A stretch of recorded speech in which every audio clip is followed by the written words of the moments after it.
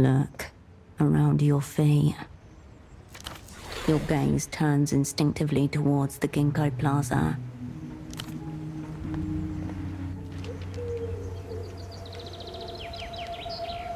Yesterday there was a curtain of leaves, now simply a tangle of bare limbs. On the ground, a pool of golden tears. For the ritual to begin, soon the Grand Lich and his entourage will make their secret pilgrimage to the war criminal shrine, and the Operant Bureau will rise to meet them. Yellow leaves swell about your feet. The naked branches seem like a mass of fingers pointing in every possible direction. You have the pieces to form a viable squad, but are they the right pieces? You have everyone. The task now is to choose. You have a gun, crafted by your own hand, a true representation of its owner.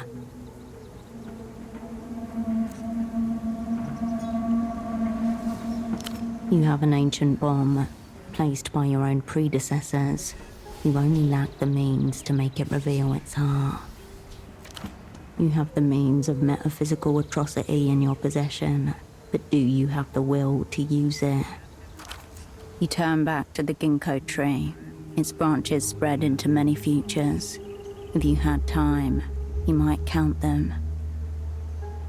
All that remains is to walk backwards into it and watch the catastrophe pile up before you. Your controller needs to know what's coming. She'll want to talk you through the assignment and your chosen squad. From there, the momentum of events will carry you along their current. Now is really not the time for breath work. The fallen leaves crunch gently beneath your feet. The day opens wide before you. You're back. And you still... Sure. You're back. Yeah?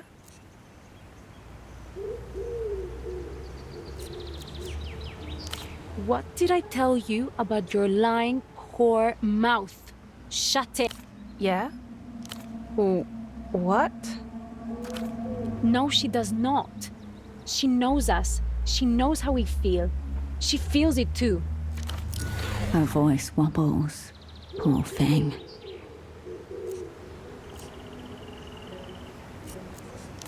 Why wouldn't she like it?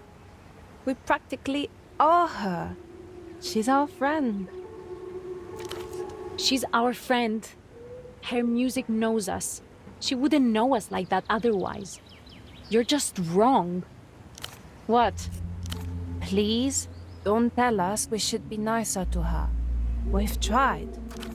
It was too hard. Think. Sure. The woman stiffens as you approach, but greets you with a small smile, nonetheless. Ah, hello. We meet again. A fellow honorable peruser, I assume? She's referring to the honor book stall next to her.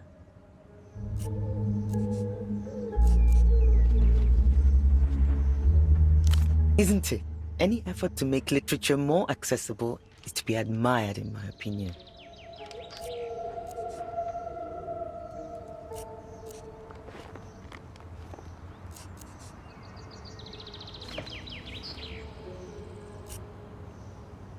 Well, I certainly think so. Anyway, enough of that. Is there anything I can help you with? You detect a slight tremor in the hand holding the book she was reading. That certainly wasn't there before.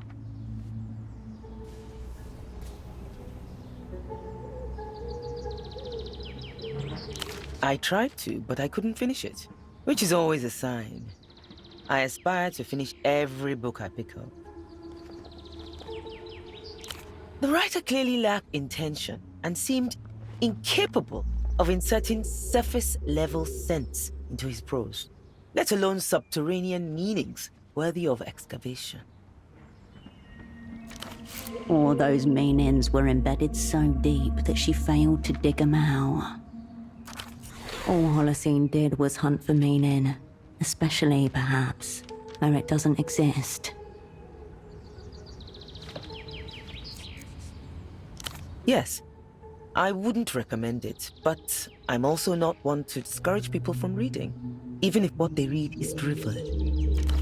Still, you may find something in it that I didn't. It's happened before. I knew there was something happening down there, but I admit, I'm a coward and a shell. I chose to look away so long as the review was kept in operation.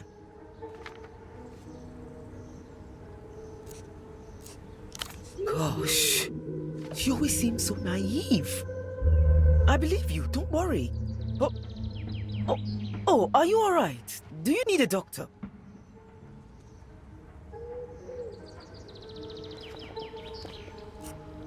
Well, I'm glad to hear that you got out of there in one piece. I think that's the best either of us could have hoped for.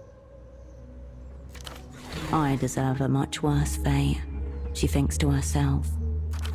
Let's talk about something else. All of this is rather grim, and I fear it won't do us any good. After what she did to you, I don't understand why you would do that. What did you do that's as bad as what she did? Actually, don't tell me. I don't want to know. Let's talk about something else.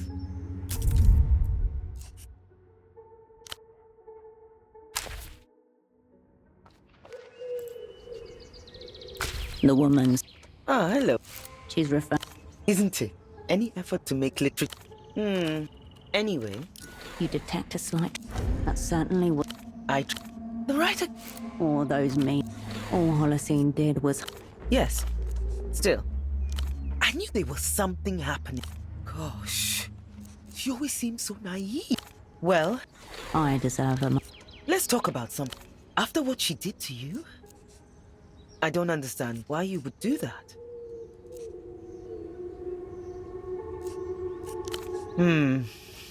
I know what you mean. At least we still have poetry to help us through the worst of it. It's a book of poems called Turned to Fruit. Not much good in it, I'm afraid. Undoubtedly a metaphor, though why they chose that one hasn't become any clearer after reading the majority of the contents. A failed metaphor, in other words. There's nothing wrong with them per se. It's more a matter of taste. When you have read as many poems as I have, it's easy to tire of anything that isn't completely fresh. As you should. I have had years to build up an understanding of the poetic verse. It doesn't amount to nothing. Overly defensive. Usually a sign of insecurity. Of course. I have the time. Oh, probably due to you finding me away from my work for once. I'm taking a moment to relax now that the latest issue has wrapped. Well, I would be. Unfortunately, that issue won't be going to print. We've had our funding cut, at least for now. When desperate, one is forced to lie with the monsters of the world. I was told that security needed tightening. That was all. Then they kicked me out. No doubt due to the security breach you enacted. An unfortunate knock-on effect. Oh. Not to worry. Just a little elevated stress, nothing unusual. An attempted smile fails to mask the pain behind it. Presumably because her whole life has been flipped around after her magazine was shuttered. That'll be me. I'm a keen cryptographer. Sometimes, after a long session, I dream in code. Ah, some feral cryptography. Where did you come across this? Merely that cryptography, nowadays, mainly occurs in commercial magazines. It's rare to find an example from real life.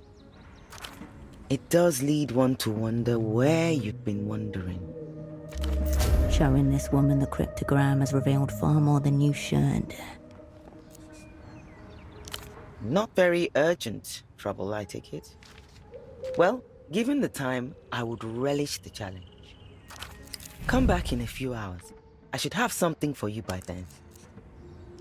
Goodbye.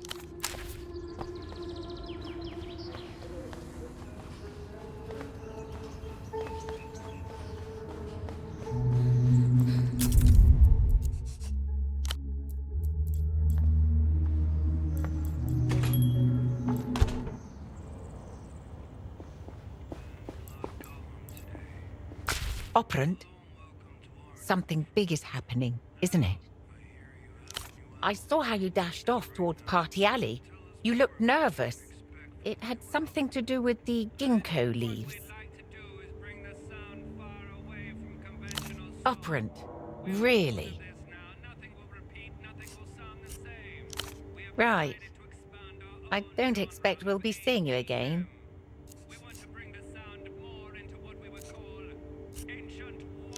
I suppose not. A shame.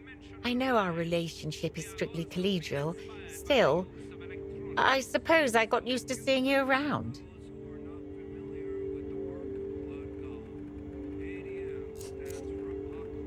Is that what we've been doing here?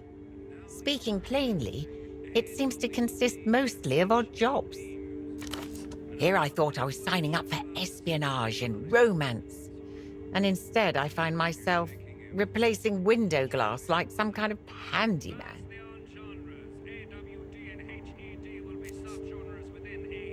That was only a hypothetical example. Yes, she means.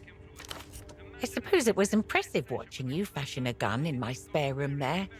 Ingenious, I must say. Also frightening. The debacle with Pseudopod. Well, it was interesting to see how you make it up as you go along. The whisper of a smile at the corner of her mouth suggests she even enjoyed it.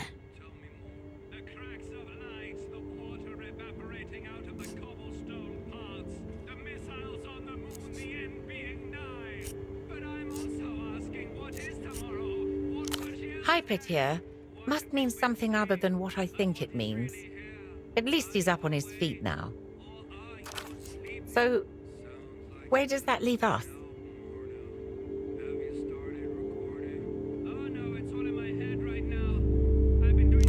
Right, those. I think for the sake of any future tenants, I may just take them down. Immediately. I trust you're saving this for a post-assignment rag. Don't forget to roll it out. We can't have you getting bubbles.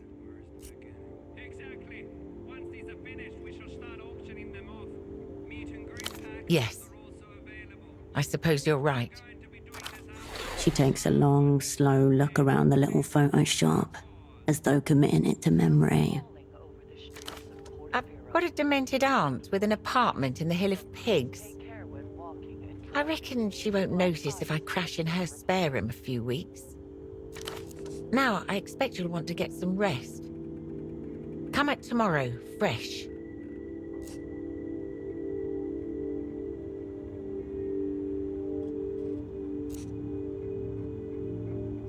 Perhaps it's your influence rubbing off. More likely, it's the ether. Well, if there's anything else you require, I suppose I'll be right here. I'll be here if you require anything.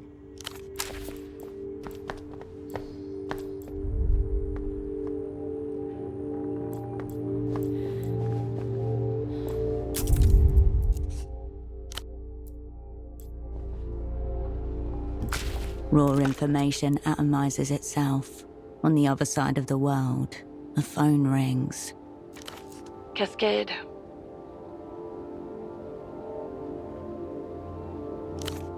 Tomorrow.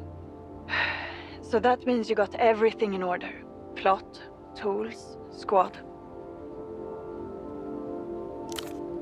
We need to go through it, for the records. For your pomegranate red folder, she means. Material for future reviews, case studies, and post-mortems.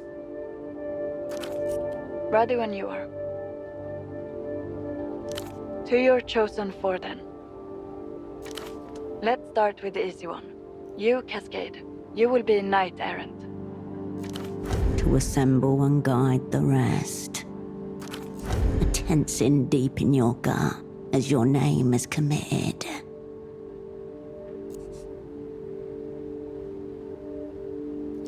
Your cupbearer?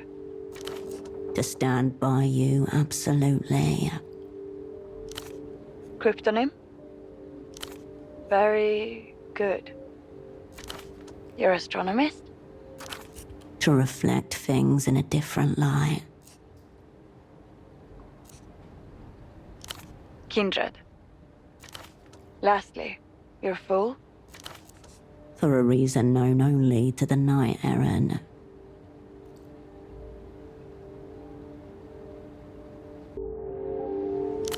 Radian. So that's Knight Errant, Cascade, Cupbearer, Yo-Yo, Astronomist, Kindred, and Fool, Radian. The names feel heavy, irreversible, marked in blood for offering. Sounds like a band. And you're certain this is the squad? Once I submit this form, we're committed. My take?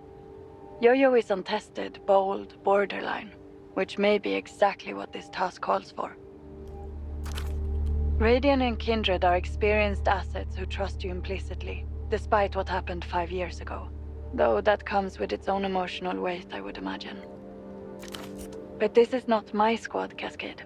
If these are the people you want by your side, then I would call it a good lineup. So it is. So it will be.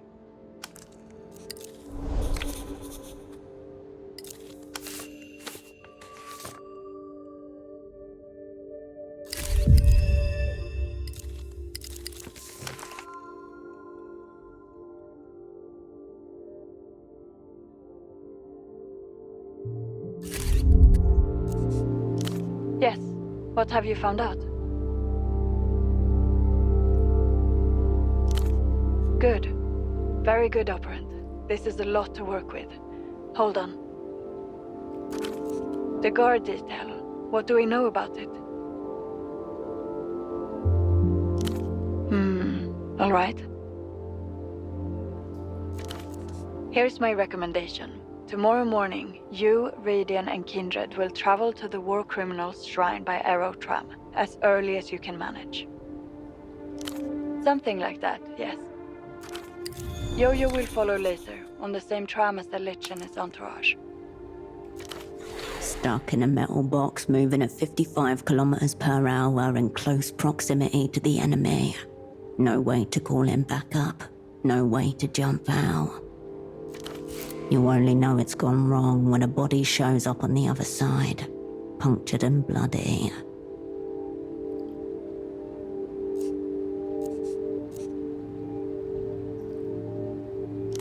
Fortunately, there's only one aero tram that goes to the shrine to deathless heroes. It shouldn't be too hard to keep an eye out for the Lich's party. Once the Lich's aero tram has arrived, rendezvous with your two and plan your next moves. We're going to need a lot of imagination to pull this off. If this is a ritual, there must surely be rites to perform. With luck, you may even catch the Lich unattended, though I wouldn't count on it. Right. You managed to procure a gun at least. Fine, whatever. Anything else on the subject of tools? How? I thought that was supposed to be impossible.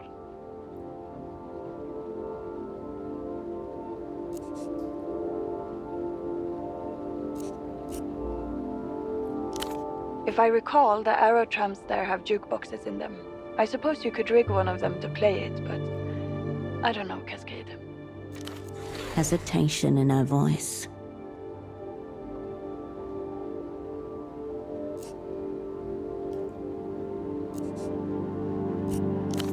Not a very comforting thing to hear at this juncture, but it's your assignment. And?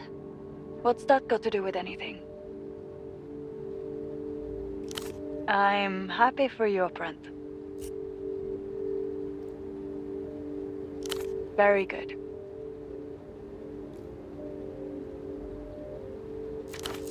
A heavy silence falls over the line.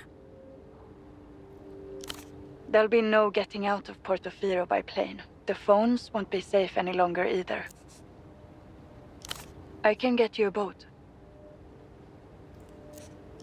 It's a signals vessel, part of the network that makes your magic box work. It's small. There'll be just enough space for you on board. Getting everyone out at once is out of the question, I'm sorry. Your squad mates will have to fend for themselves until we can arrange for their extraction. There will be no extraction, just a box of tools discarded at the work site.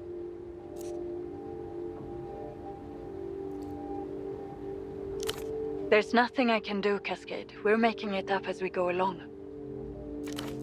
We won't forget them, but we have to work with what we've got. And what we've got is a single, very cramped boat. You're lucky we can get anyone out on such short notice. Our jobs, Cascade. Same as we always have. There's a relay buoy in the Nos Correntes, international waters. It's secure and safe. Call me when you reach it, and we'll discuss next steps.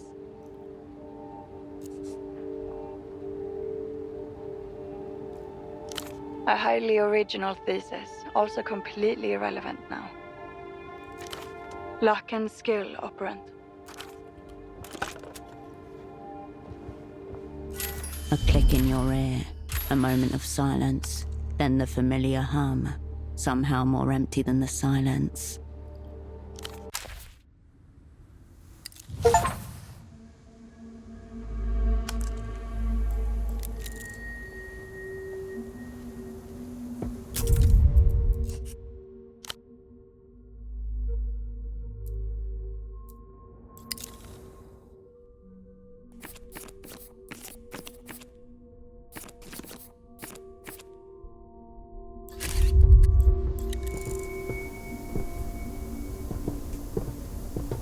Hey, Hirsch.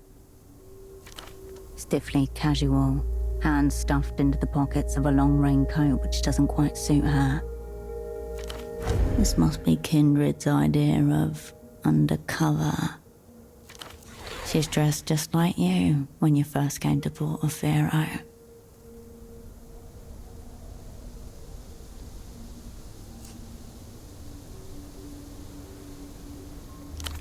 She looks down at herself, realization dawning. Shit. I didn't even think. I just thought I should look normal. Spy normal. And it has pockets. She flaps her hands around inside them to demonstrate volume. Is it okay?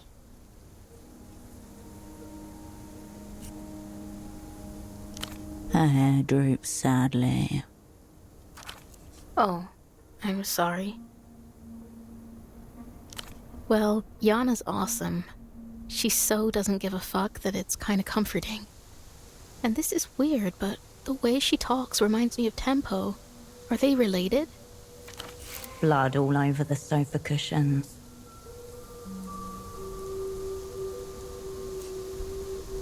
I knew it. It's the way she holds herself, with the... And anyway, Ramses is totally great. Taught me how to use a lot of the tech I still use. Got me started out. She has surpassed him.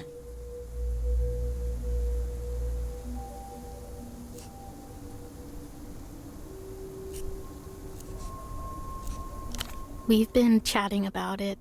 He says I'm the first to combine RuneScript with biointeractive hardware. He says I've invented a field. Well, successfully combine, I mean, without killing anyone or anything like that.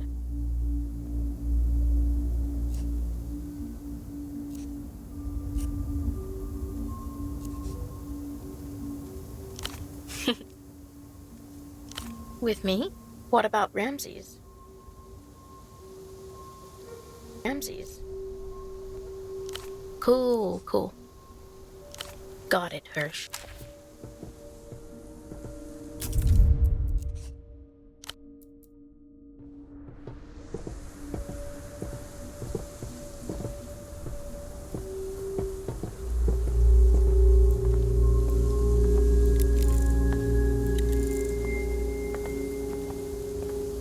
Hello, mijita. We'll be opening up soon. Let me know if I can help you with anything in the meantime. The woman behind the counter sucks on the straw of a large plastic cup with a ferocious-looking cartoon wolf topper. Red, black, terror. She sips upon Her Majesty, Tyrant Wolf. Of course. You stand before the first permanent structure built in Portofino by the Illuminated Empire. The main shrine is dedicated to Canopus. Additional shrines have been built around the core to commemorate the deathless heroes of the Lucian people. Supplementary propaganda, lovingly committed to memory.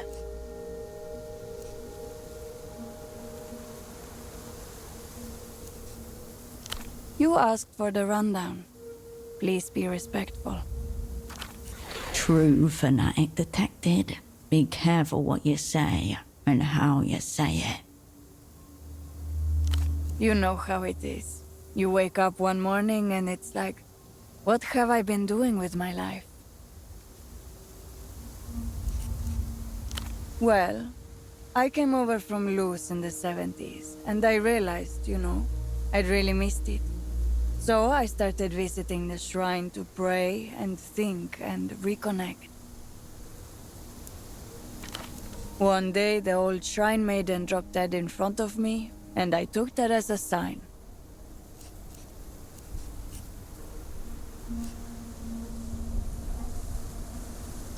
All I know is, people have a way of ending up right where they're supposed to be.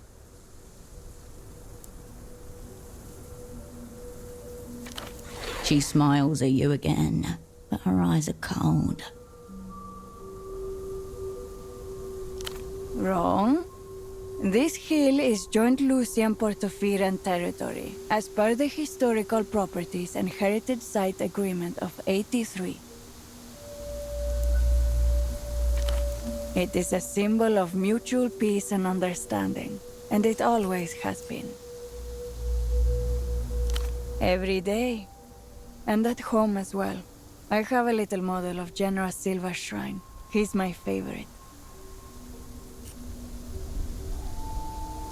I like to think that our heroes are watching over the Illuminated Empire, still keeping an eye on their people. Even if some of us here have forgotten that we are their people. Happy to be of educational service. Red-eyed, cloaked in black with a huge spiked pauldron on one shoulder, the plastic wolf leans on a double-headed axe. She's older than the other wolves, but no less powerful.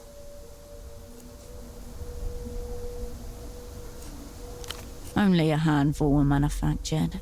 Avid collectors wait with bated breath to see if another run will be issued. So far, nothing. No trust, no mercy.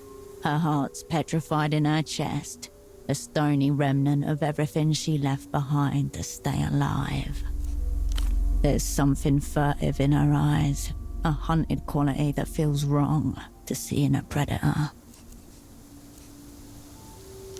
She wants to nuzzle, but she is too proud, too tyrannical. The shelves behind her are populated with postcards, refrigerator magnets, plastic picture frames, and a lone snow globe. Souvenirs, yes. Good point. Are you really going to return to Melita, arms swinging? That's big picture stuff. Important, sure. but she will also expect some nice little thing that you picked out for her. Souvenirs are nothing but pressure. Images spin past as you turn the rack. A map of the city during the annexation period. A chain gang of cartoon prisoners above the caption, "Hard time is a good time in Portofino." We have stamps as well.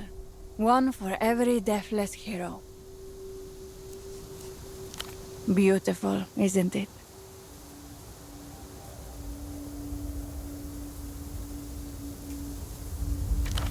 She fastens her hands around the orb and turns it upside down.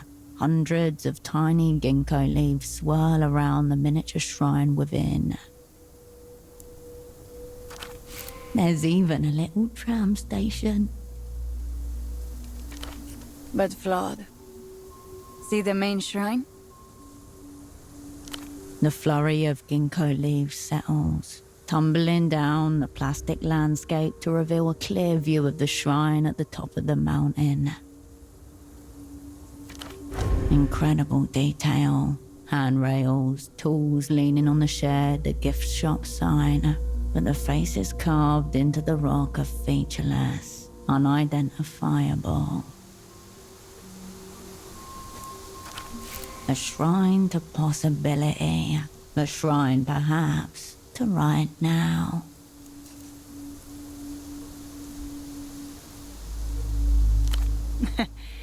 Yes. And there's a little sculpture with this little chisel just climbing up those little stairs, ready to carve all the little deathless heroes into the rock. She can't understand. This snow globe is a totem of hope. A dream capsule, a sacred wish which may never come true and might not even be real, but can at least be held. Make it yours. Display only, not for sale. She opens a drawer, seals the snow globe into the darkness within, and smiles. The plastic is cool in your hand, still a little wet from the morning mist, printed with an image of a long aircraft carrier. The Rapacera, Iron War Queen of the Lusian Naval Fleet. Oh yes, the most war of all ships. Isn't she lovely?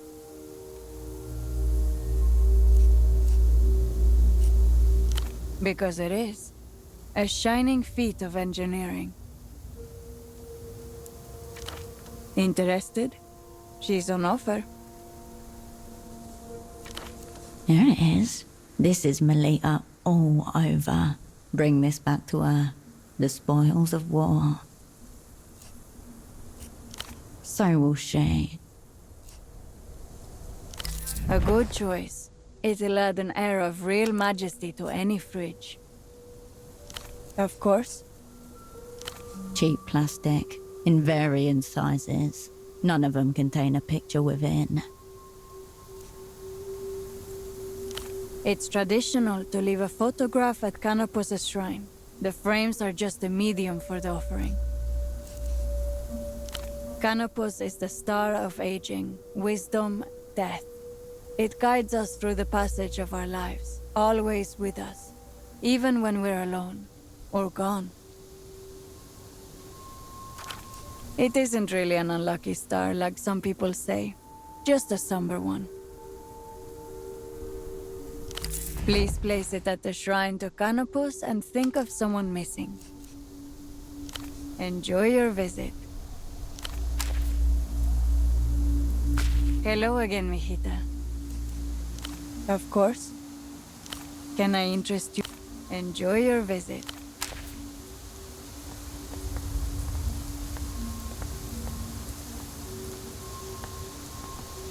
What's on your mind, H? Staring off into the middle distance, twirling a wire between his fingertips. Nothing in your asset's demeanor, or indeed dress, betrays that he's aware of your impending assignment. Fully recognizable. No pretense of cover. Your credibility as lead plummets in real time. Whoa, you think I like this trash?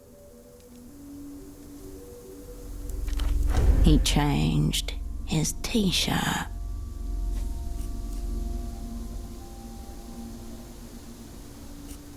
Fucking, I'm into Plague, H. Have any of you ever heard me listen to this fucking underground shit? In the diffuse wilderness of Ramses's cognition, the line between irony and honesty is blurred to non-existence. And in this liminal space, he is home. I know you do. What, the chain-smoking teenager? Fearsome. Kind of intimidating, in fact. Says some off-color shit. Reminds me of Taxman in a way, but it's even weirder on her. Oh, checks out. Well, doesn't it? Your asset doesn't answer immediately and stares instead at his slowly rotating cable.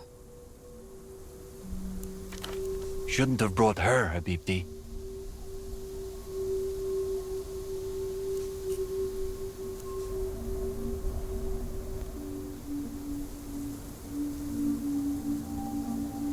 Yeah, she showed me her tech. It's sick. She's the best you could wish for, H. It's just fucking... She really thinks we're going to make it.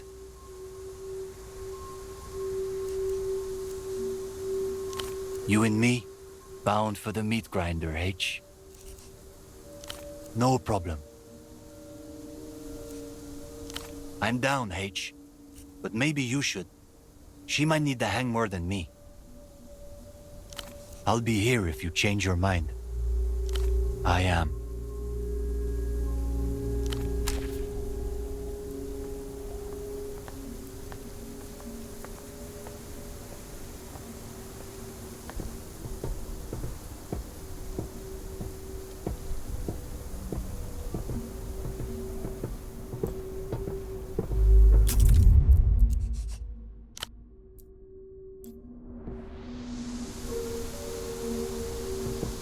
Hey, Hirsch. Wicked. She turns to look across the city below you, visible through scraps of cloud. The tram will be here soon. More excited than nervous.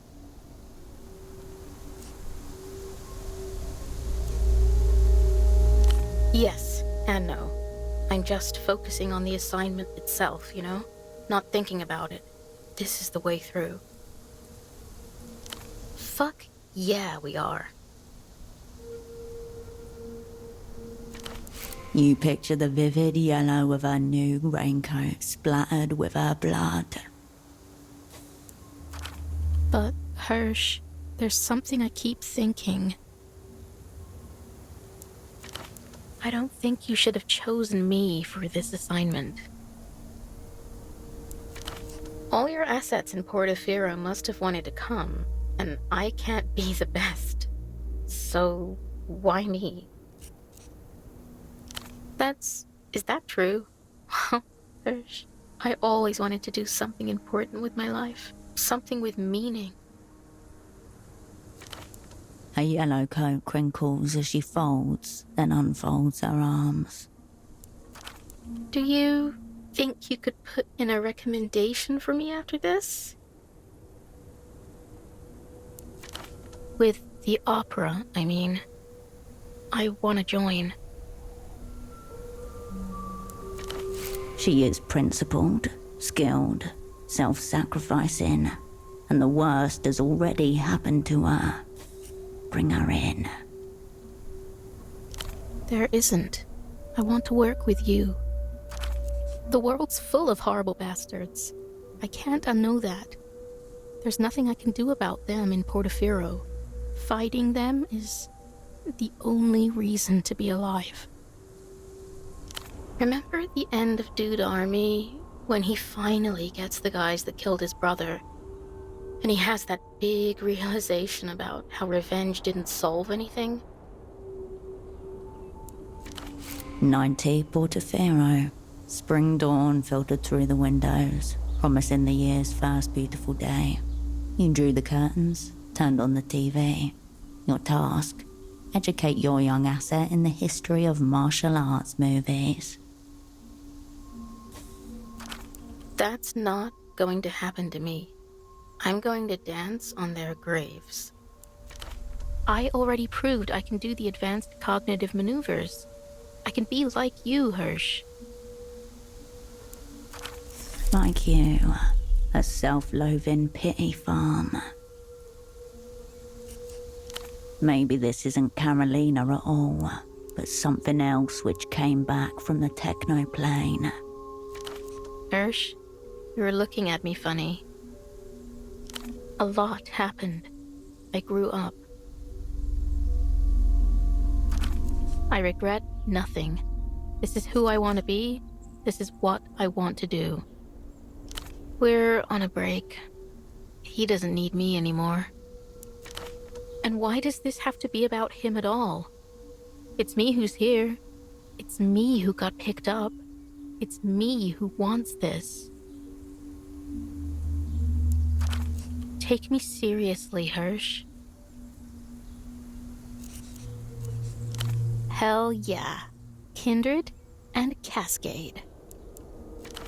A gust of wind blows her hair from her face, obscured so often that you forget how much she's grown, that the picture of her in your head is still no more than a child. You're going to get her killed today. The tram lines creak and crackle above you as the carriage lumbers into view, stained with mist. Let's.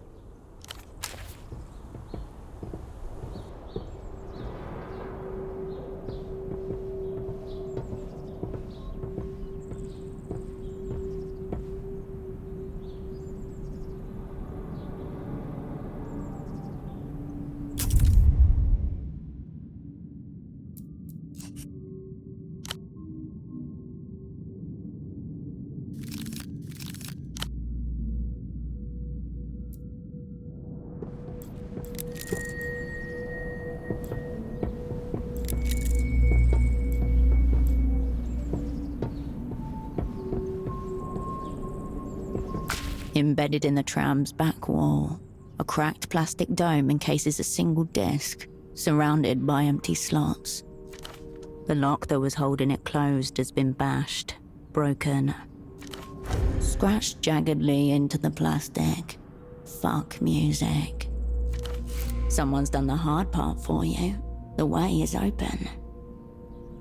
Music for Trams, Volume 7. Gone. Vandals have ransacked this tram's music library. Also, no guarantee at all that Volume 7 is the final one. It may continue for many volumes hereafter. A cultural maneuver from the president of the tram company, who incidentally has been missing for the last 2 months. Teenagers no longer have to bring their own music to play obnoxiously loud. Privatization has provided the means of sonic production for them. Turned on it almost immediately. Teens do not like being given things. They prefer to take. The damage is mostly surface level. The obvious mutilation of the dome and theft of the discs. The graffiti scratched into the plastic. Beneath that, the machinery is intact. Its body has been broken, but its soul lives on. It will do for your purposes. The plastic dome lifts easily. Its shattered locks jangle as it rises. Time to select the Song of Death, or the many songs of death. You can always decide on the most fitting one when the time comes. If it comes. Better to be prepared. If you have only one choice, you have zero choice. The local scene's last gasp is more of a scream. Hardcore. You slide the cartridge into the first slot and shiver as you hear the click of the machinery snapping into place. There are worse things to go out to. They are few, but they exist.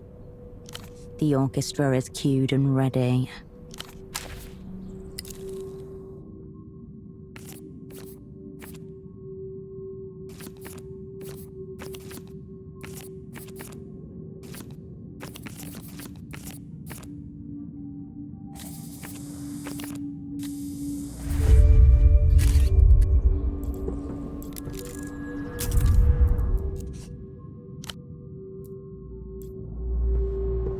The Great Cascade. On time. World's first. She's dressed in a vague impression of the school uniform, customized to within an inch of its purpose. Worst one yet. Looks like I'm the only cunt who showed up. I wasn't worried. Saw a decrepit dope and some barely sentient goons get on a central. They sat over there at the table thing. 4, including boss cunt Lich. Or maybe 5. Couldn't see shit down here, so I went up and asked one of them for a light. Bro, move. I can tell you the old Lich guy is definitely there. He reached over with a lighter, said he liked my badge. Ultra Violetta. Who else?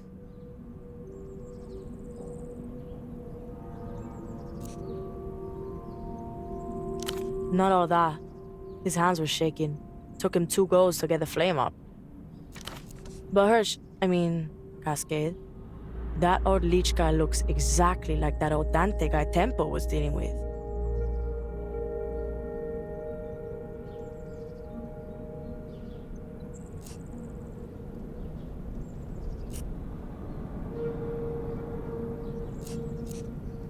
As in, same fucking face.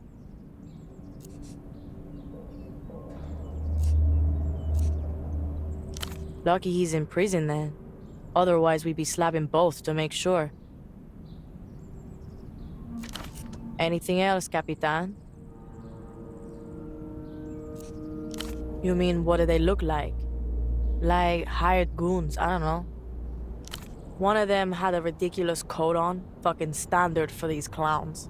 And another of them had weird glasses. No hair, he looked like the actual boss cunt to me. Uh-oh, an unknown quantity. You don't care for those. I know boss cunts when I see them, Hirsch. The bald glasses guy was running the show. Probably. Dunno. No. Lich was definitely packing a cool lighter, though. I'd say I felt some guns, if that's any use. Saw them feelingly.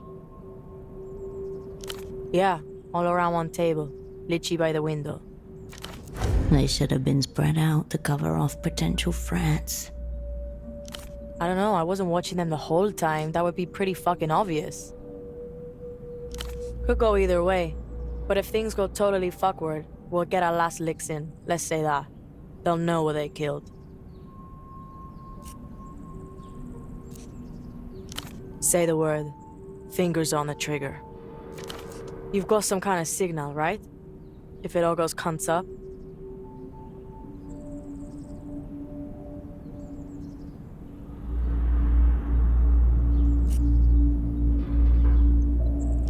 What if we're split up? Or we can't see each other? You pick the kill site on a mountain with one fucking way out. This tram. There's a jukebox. Pick any song you want. Think of it as a signal. A sign for us to make our move. She motions to the music player beside her, wedged awkwardly into the space behind the back seats. I thought so. It wouldn't take much to break into it and set your own music. At best, a distraction. At worst, a war cry. Fine. Ready. Let's go. I know I'm not a trained spy or whatever, but when it really counts, I won't let you down, Hirsch.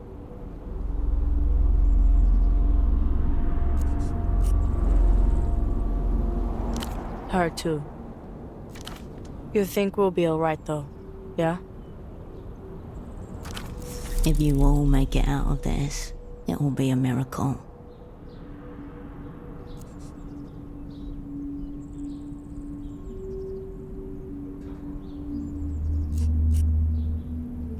And then it will have happened. And we'll all be somewhere else. The Great Cascade. On time. World's first. She's dressed in a vague impression of a school uniform. Worst one yet. Looks like I'm the only cunt who showed up. I wasn't worried. Saw a decrepit dope and some barely sentient goons get on a central. They sat over there at the table thing. Yeah, him. She was about to say something else. Something she thinks might be important. 4, including boss cunt Lich. Or maybe 5.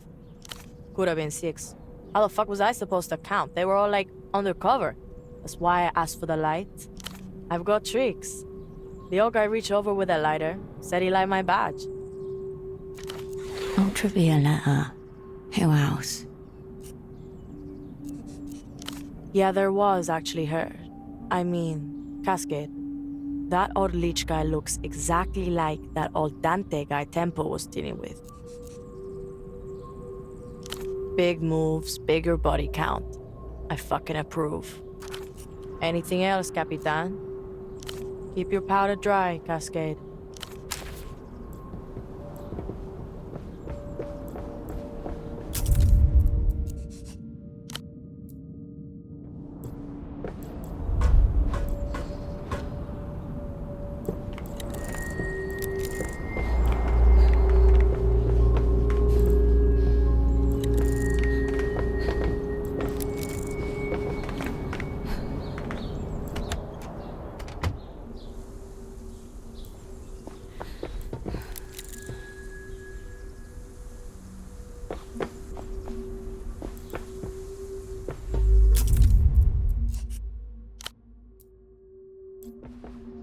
Not gonna be leaving for a while.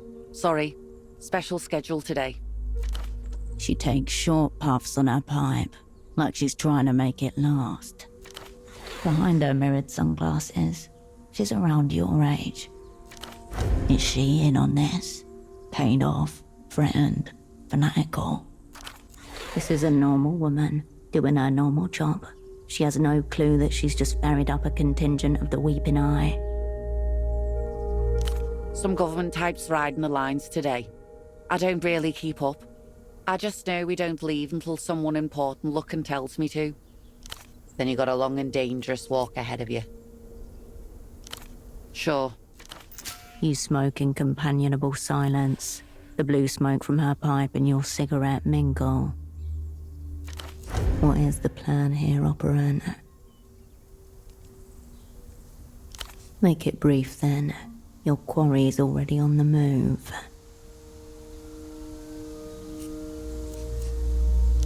What? Like to pray? Never been up there, actually. Yeah, well, no. It is too late for ideology to save her anyway. To be honest, the place just gives me a bad feeling. Eerie-like.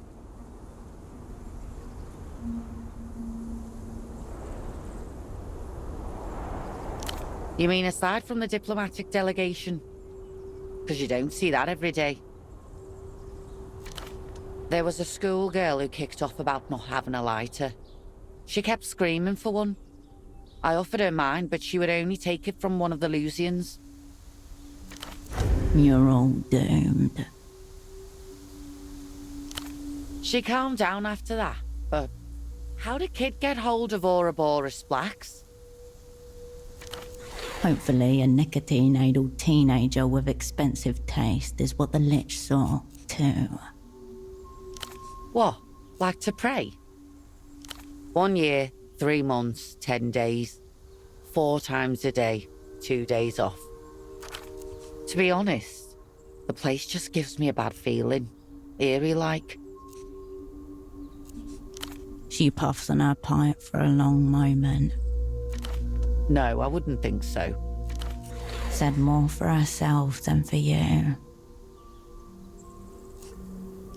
You know, I almost turned it down after the first week. But it's like work. I'd be silly to turn down easy money. A shame there's not much to see. If there's a traffic jam, or a fire or something big like that, sure. There's people up here to watch too. And I keep a book under my seat for the really slow days. Whatever book she's working her way through at the moment, it will remain unfinished. How is this useful, Cascade? Are you gaining anything from her that you really need? This is the quietest route on the line. I'd say it's dull, but beats the Keysack route. On a normal day, every hour on the hour. Today the guy with the funny glasses is in charge of the timetable. He'll tell me when they're ready to head back down. The Lich isn't the one giving the order to leave. That's odd. Not much. Installation wasn't cheap either. It was a cool idea. Of course, most of them had the shit kicked out of them within a month. The only reason the one on this tram is still functional is because it's the quietest route on the line. Did you have something you wanted to hear? People either forget it's there, or just play whatever's already in the machine. But sometimes when there's no one on, I play my own music the whole way down. See you on the way down. If she survives, she will be the first to be interrogated, and they will make an example of her.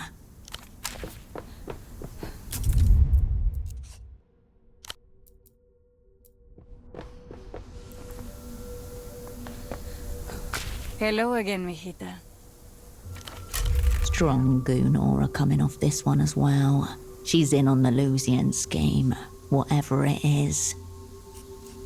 Oh, this? Very rare, I think. And exceedingly powerful.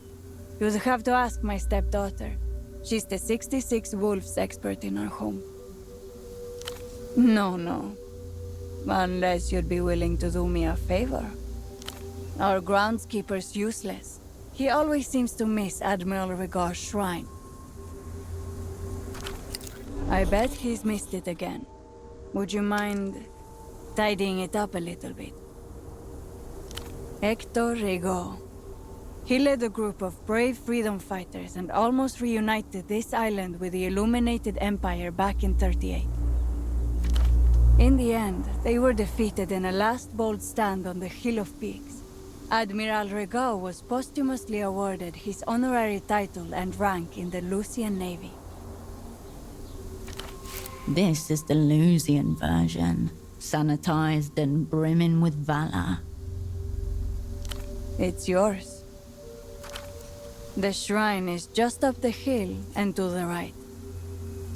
Enjoy your visit.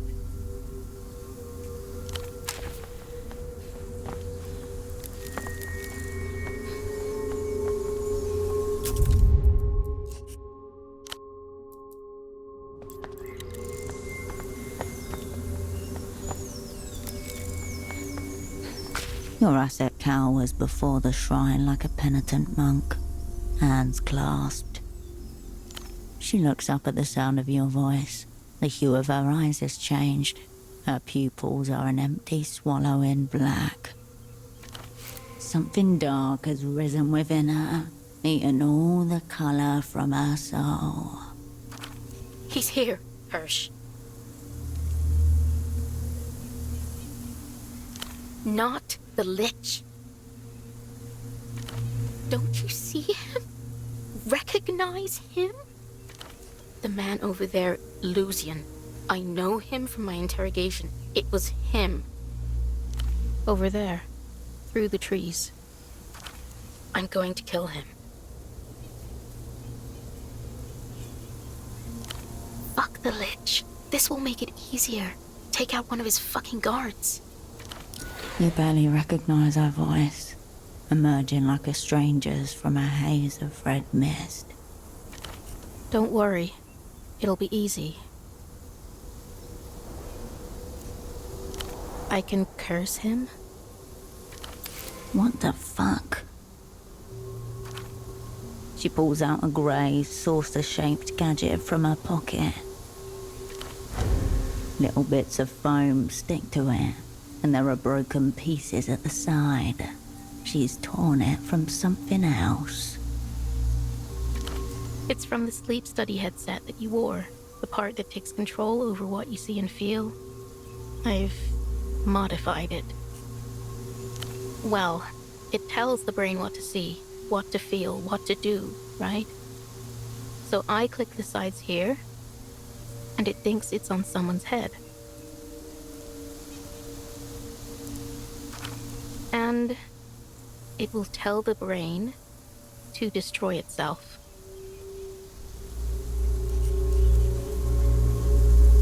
Yeah, that's the point. I didn't want you to think I didn't trust the plan or anything. I brought this in case we got caught. An arsenic capsule. Clever. The signal doesn't carry far, but it's designed to be worn, so it will make it through a layer of cloth.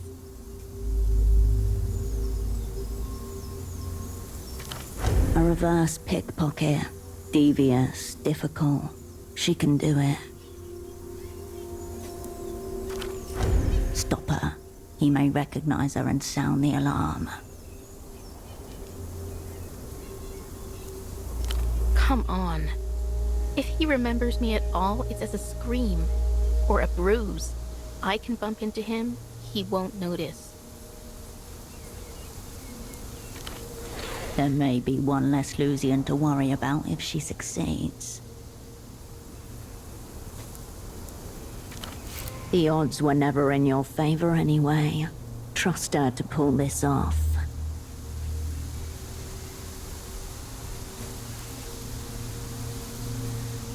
Yeah. Fuck. Yeah. Now, let's pretend we don't know each other.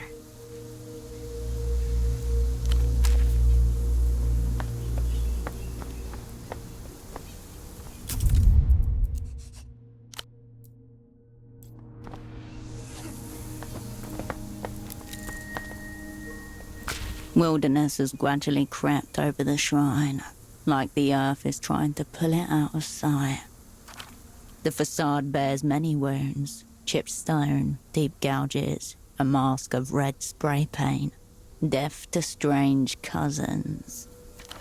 A perfume of pollen, stale piss, and the dead plant lingers. Lichen grows where the sun hits, and moss in the shadows. Acid rain and thrown rocks have left pockmarks in the granite. Though time and neglect have taken a toll, it's only been here for about half a century. The job listing goes forever uncircled in the back pages of Portafero's weekly rag. It seems to sink back into the overgrowth as you retreat. What to tackle first? You grip the plants where they meet the ground and tug them from the earth. Soon there's a small pile of uprooted stems and leaves lying next to the shrine. Dirt under your fingernails. The name on the plinth revealed. Adria Hector Rigor, Admiral. You curl your fingernails underneath the green vegetal softness, separating rhizoids from stone. You manage to clear the very front of the idol's head before your nail beds begin to sting, plant matter catching against the delicate skin. Your rubbing doesn't do much to the idol's already worn face, only stirring up motes of dust in the afternoon sun. You stand back and admire your handiwork.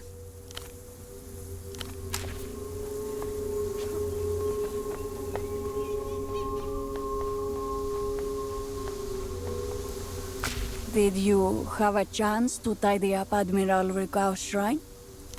Wonderful. Now things will look nice for the Lucian delegation. just wonderful.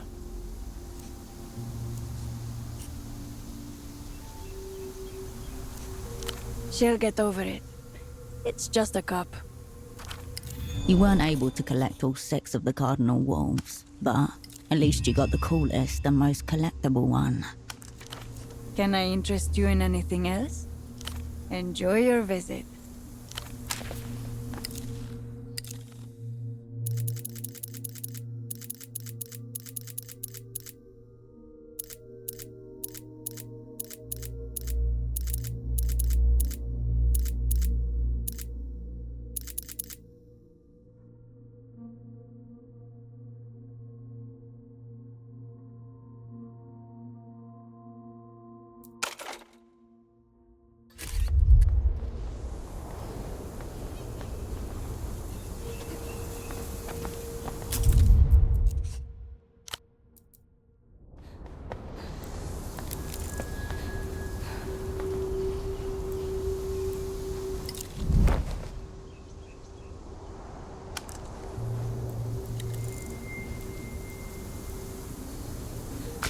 Lovely day.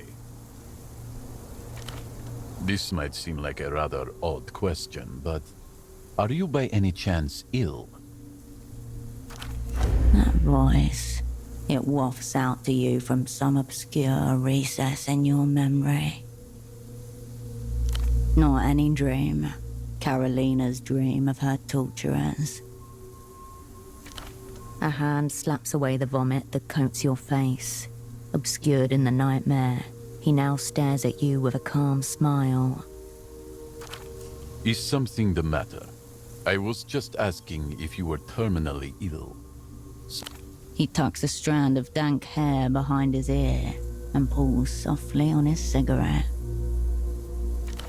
Once seen, it is obvious. He's not just an asset. He's a high-level operant for the Weeping Eye. Another conclusion follows, half inference, half intuition.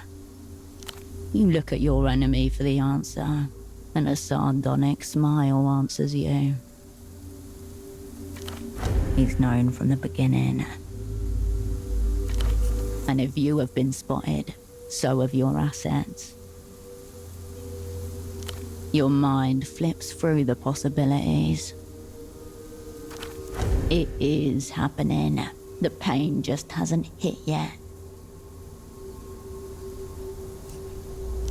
What is even within your power to do with it? Yes? You've been staring at me for some time with a most perceptive expression. He knows, but he does not necessarily know you know. This smallest of advantages you can retain.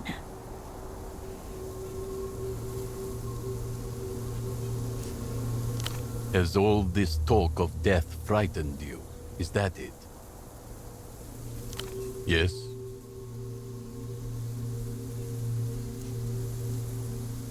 We're already in it, and I do see you.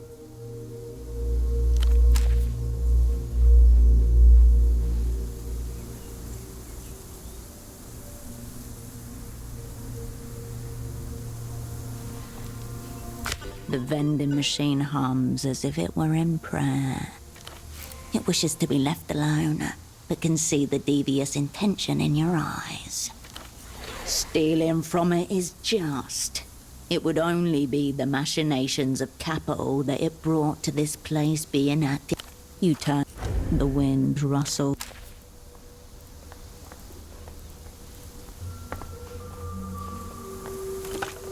The receiver awaits your hand. Someone has scratched Zanito Elus into the pale pink plastic. The line disconnects without so much as an automated message.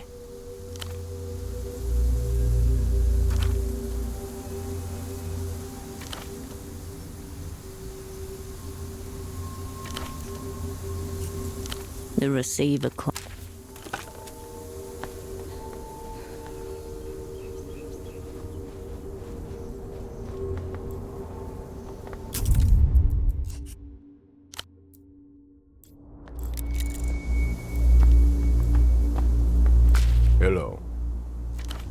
Despite the impressive shrine behind him, the man is gazing into the distance, eyes out to sea.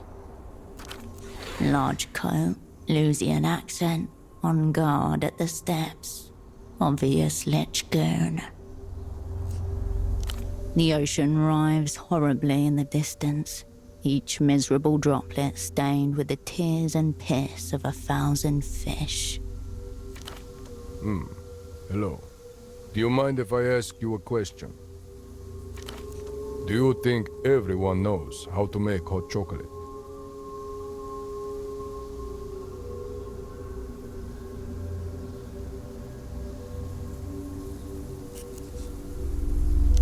No, that's not it at all. I was right to worry. I left my girls with a babysitter for this work trip, and I never showed her how to make their cocoa. Look. He reaches into an inner pocket and produces a small square photograph, which he holds out delicately between giant thumb and forefinger. The picture shows 2 pudgy toddlers grinning over the horizon of the man's arms, whose own smile is so broad that he's almost unrecognizable. Also on a work trip. Very poor timing. I hope they send me home soon.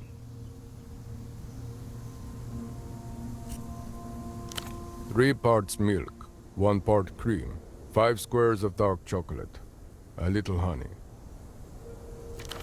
He looks down at his empty hands, imagining the marks.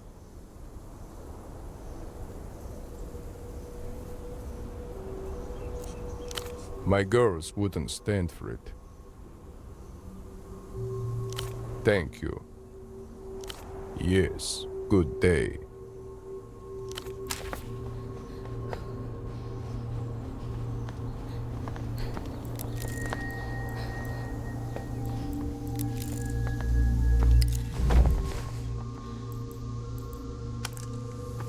Hundreds of faces glance or gaze out from the photo frames gathered at the statue's base. This shrine is dedicated to Canopus, pride of Carina, star of aging, wisdom, and death. Despite its reputation as an unfortunate star, every Lusian is taught to rely on Canopus above all others.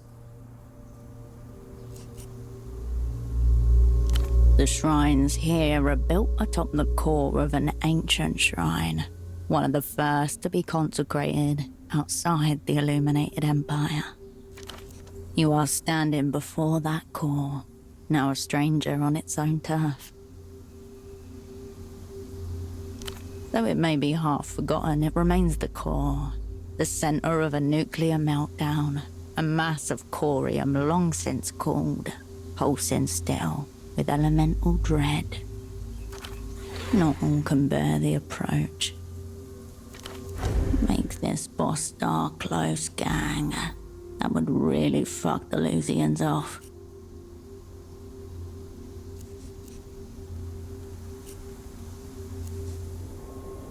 The full spectrum of human age and emotion is laid out before you, disordered, entropic. Most of these people were either dead or missing.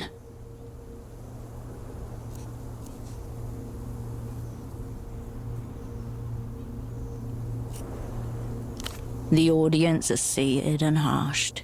They expect something big, something momentous. The faces in the frames of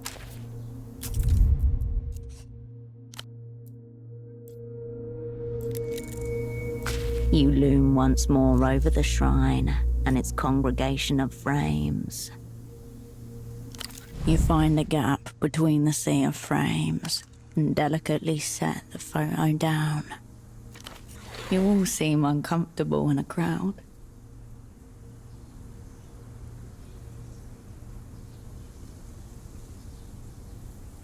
At least you could always unite against a common enemy, everyone else. The standard gesture for those who would fill the frame in spirit, yet not an image. Who are you setting it for? A face you formed 1,000 different ways. A blankness always at its center. As you set the frame down, your mind is empty. You hope the stars know how to find her. There's a lot of smog and granite cloud in Novessa, but you can see more stars.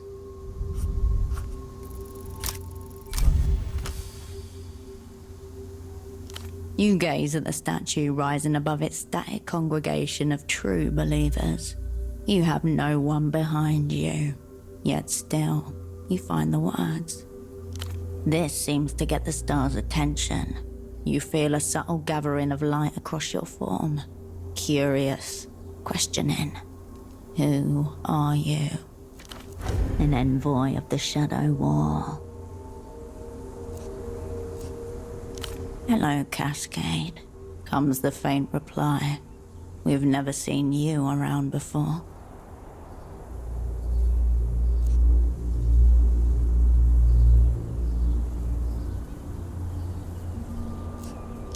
The slight breeze drops to 0. Afraid to carry any more of your words upon itself. The faces in the photo frames hold their breath. Light shimmers across the statue's surface. Go on, Cascade, it seems to say. Speak.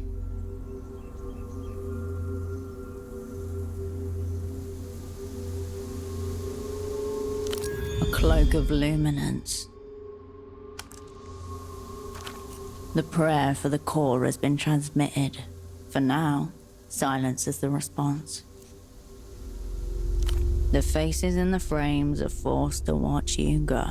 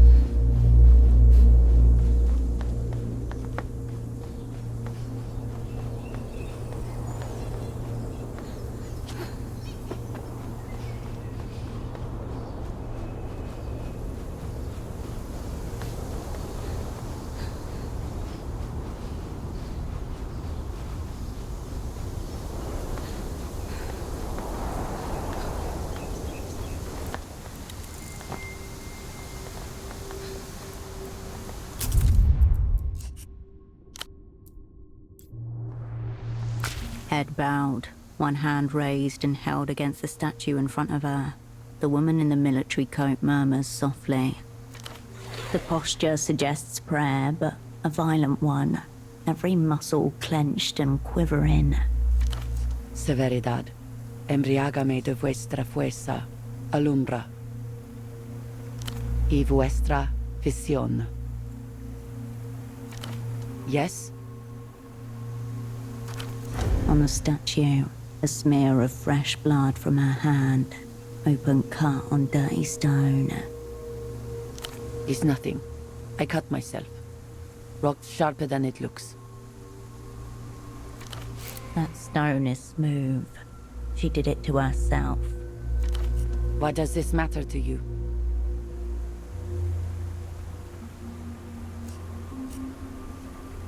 My well-being does not answer to your concern. Good. Just going to stand there? Or do you intend on making conversation? A creature in perpetual movement. She quivers in her place, impatient. Maybe a neurodegenerative thing. Someone had to help her get dressed, probably.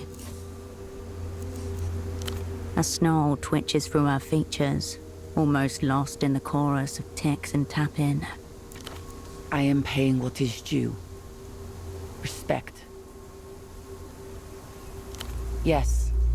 No. To all of them. Admiral Gutierrez was a great man, but he was only a splinter of the whole. A spark of the great fire that was Anonimo. The cut is unrelated. It is not. The Leatherback, they called him. Warlord of the Southern Ocean. Cacique of the deeper waters. He quelled the uprisings of the archipelago and maintained peace in the island territories for more than 30 years. Gutierrez was an instance, a shining instance, but behind all the instances, there is something eternal. Something real.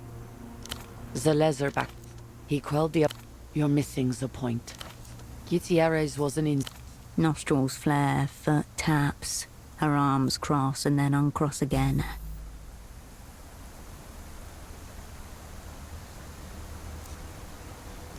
The only worthwhile location in this city. One problem. You can see the rest of it from this vantage point. I despise coming here. The jail's been governed by the inmates. An offhand reference to Portofero's colonial past. She stares at you, jaw thrust forwards. I am from one of the liberated territories. I said liberated. St. Olvin, the tenantries. Same place those old pilots came from. Different reality. For a moment, her stare turns nowhere. The old tenantries were exactly like Portoferro. Content in their own decay. Unambitious. Stagnant. The Imperio Illuminado liberated us from that. What choice did they have? There was a folk tale that people used to tell in the tenantries. About when the Agorans tried to conquer St. Olvin 500 years ago. The story goes that the Agorans captured St. Olvin within a day. The locals didn't even put up any resistance. But the conquest failed, because though you could easily kill the islanders, there was no threat or prize that could compel them to work. They were too lazy to be worth colonizing, in their own words. Remember, this is their national origin story, a source of their pride. This place is no better. A tepid version of the same degenerate ethos. And we are not obnoxious anymore. The fires of Lucian discipline tempered us. It is very good for me. Also, don't touch me again. Enough about everything. N.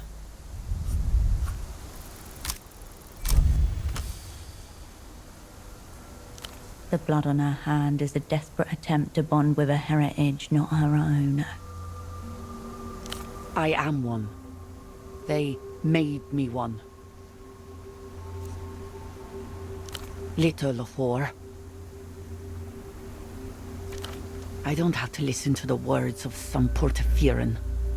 A slave racer who understands nothing. You've hit the vein. Now twist the knife.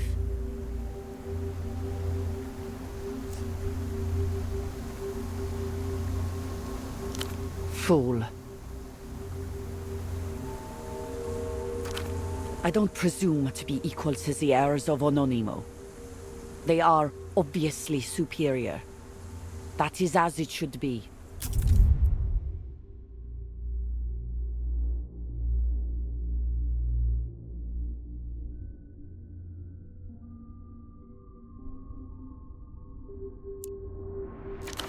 She recites dutifully, without mistakes, but she is rattled.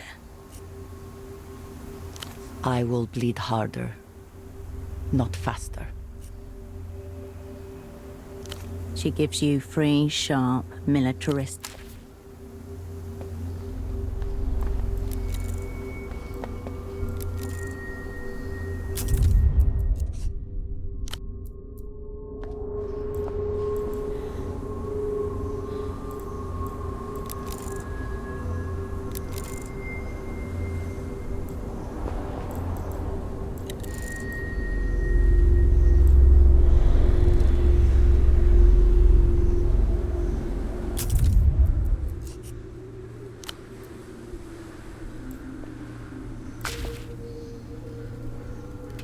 I believe this is where I'm supposed to offer you a deal.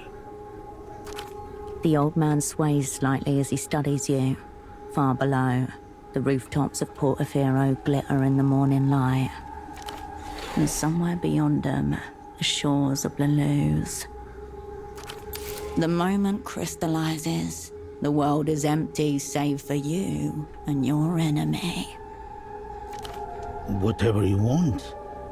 Money, advanced techno secrets, forgiveness. His words uncertain, his bearing unsteady. Drunk, possibly high. An outwardly unremarkable old man, probably in his early 70s. His hands are loose and empty at his sides. Opaque glass coats his eyes. As he attempts to straighten himself, he lists to one side, like a wounded battlecruiser. He could pass for a simple drunk, waiting around for his off-license to open. I am sure. If that's what you want. If that's what you want. That's fine. I've got nothing to offer anyway. Nothing. Apart from this limp warning. No matter what happens, there will be no parades for your deeds here today. He pronounces each syllable with agonizing slowness, as though speaking with you demands superhuman levels of focus. Stoic drunk, tourniqueting the slur with sheer concentration.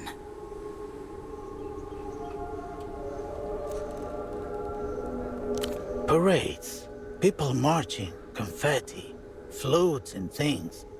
I'm sure they've got them, wherever you're from. My name is Dante Augustino. My title is Assistant to the Minister of Mass Culture. But really, I'm the Minister's body double. Your purpose is to kill me, and my purpose is to die. I know my lines. Have you memorized yours? Emter es Facundo?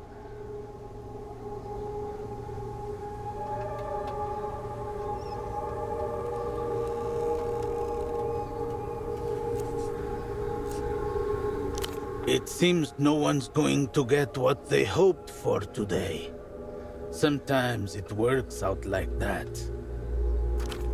The person in that Emter jail is Facundo Reis, Minister of Mass Culture for the Imperio Iluminado. Some primal part of your brain rejects the information like a gag reflex.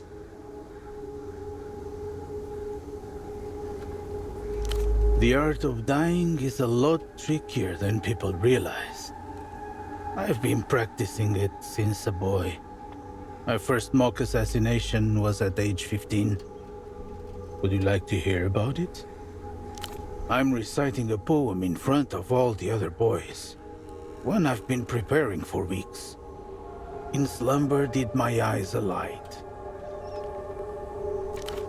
A distant look comes over him as he sways to and fro.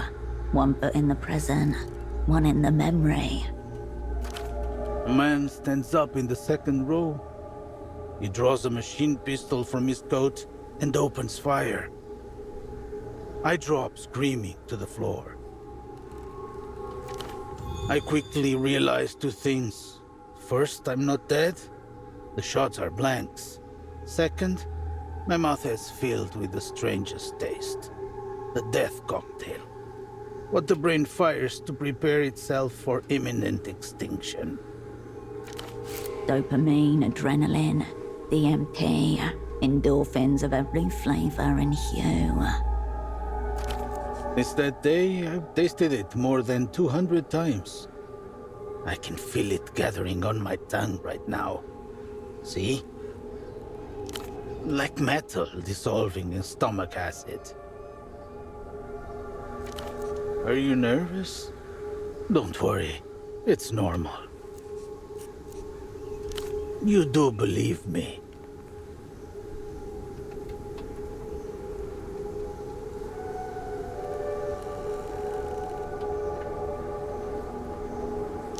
That's right. A series of twists, turns, and dead ends, all for the amusement of monsters. Pretty sick, wouldn't you say? Dumb hand, unquestioning of its purpose. Okay, we'll work with it. Before we get to the action, there's just one thing I've been wondering. Where does the Weeping Eye find killers both disposable and professional? Excuse me?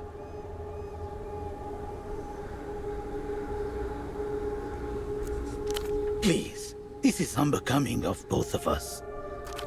Here you are weighing the pros and cons of summary execution, and you're talking to me about giant shrimp? Don't you see it? Seeing something beyond, or absent from his immediate surroundings. Why, you're the officiant. The priest, willing or not. His mouth opens, but then closes again. But then, who is it you think you are with?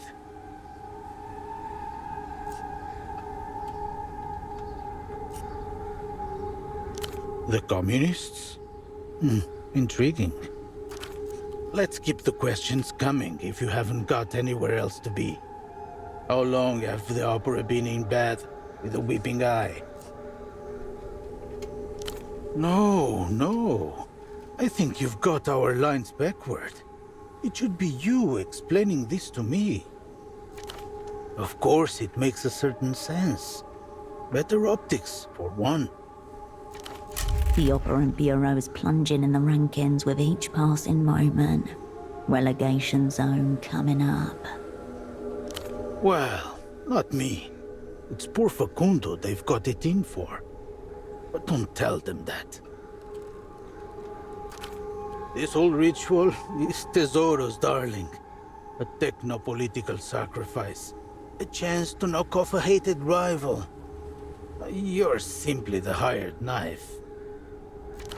By the way, are you certain you're a communist? You don't look how I picture them.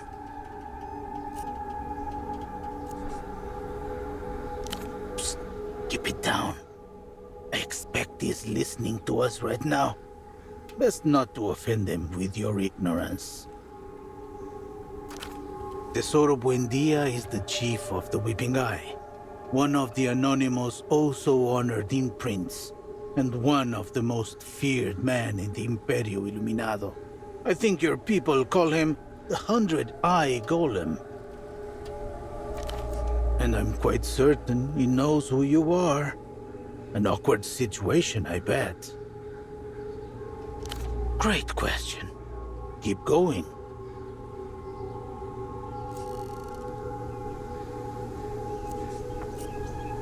All the best for Tesoro, don't you think? Communist thugs murder his greatest internal rival. All he has to do is... nothing at all. No. They want you to eliminate me, or rather, him. This is what I've been saying. Disposable. Professional. Is that obvious? Bien, it was not obvious to me. Imprint on imprint violence. You're in the middle of an old mind attacking itself. Yes. The House of Anonimo is rotten to the foundations. Big secret. Please keep it to yourself. Tesoro and the other hardliners never got on board with Facundo's cultural victory. They don't really get what El Pop is about. They see the techno and the wonder. Where's the fascism? I'm paraphrasing, but only slightly.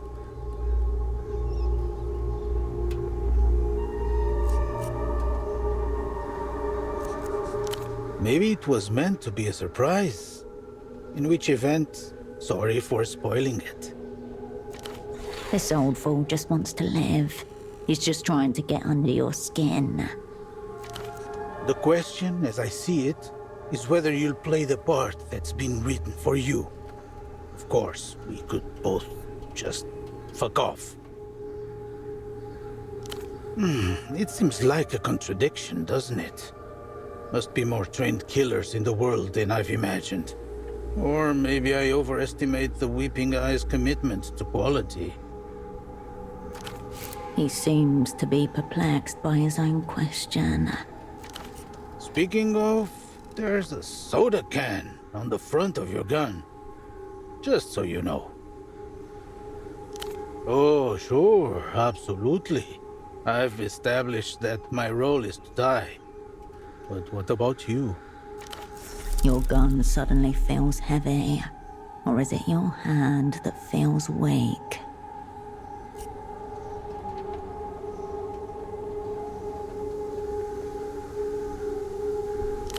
And what about them? Are they being set up too? Yana, Carolina, Ramses. Prison, torture, madness, and death. A variety of fates and history repeating itself. A word of advice. If you get the chance, you should kill them yourself. The Weeping Eye's agents will be very, very unkind.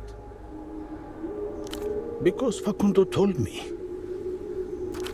He guessed Tesoro would make his move here in Portofino, outside the Empire's lights. That's why he decided to play a trick on him.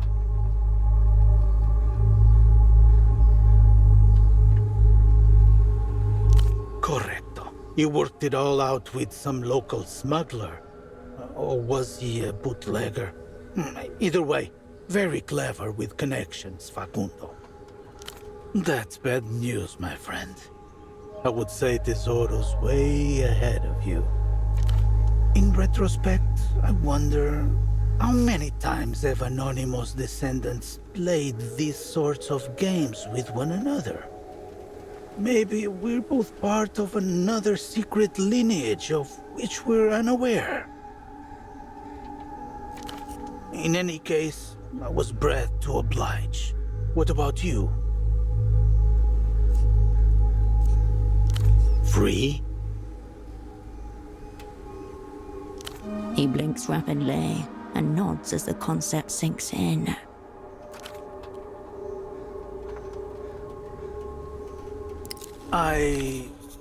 Good luck for what's coming. I hope I never meet you again. It's only when he starts running that you realize how inebriated he truly is. A solitude descends upon the shrine as the body double disappears from your sight. You are left alone with the city beyond you, and your enemies gathering like a storm behind.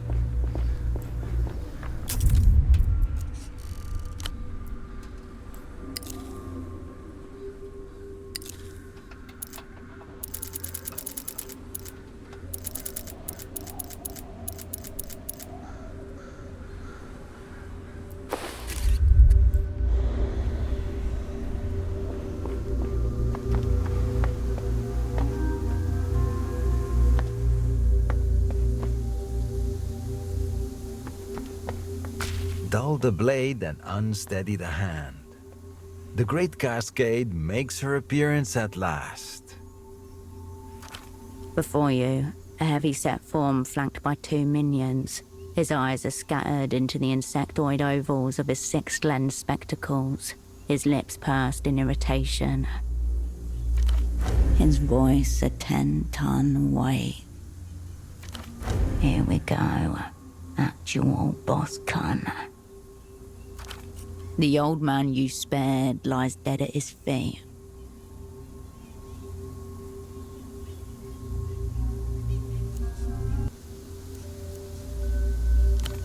usually clear-eyed. Fine, fine. The composed man moves quickly, rough hands across your body. You can hear phlegm in the back of his throat as he disarms you. Declawed prey. Exeunt. Curtain down. Look, the audience have already made for the exits. He takes one last glance around, then turns to his minions. Come on then, if we miss this tram, it'll be an hour before the next one.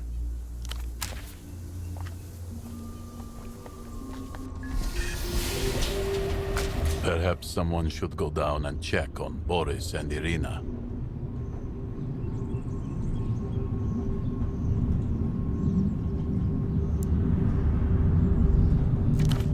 They'll be all right. Irina didn't seem any more agitated than usual. Meanwhile, the head of the Weeping Eye has been watching you. You see your face reflected back 6 times in its sextuple lenses. There's something I've been meaning to ask, Operant. How did you earn your name? Was it just assigned to you at random? Or was it chosen with purpose?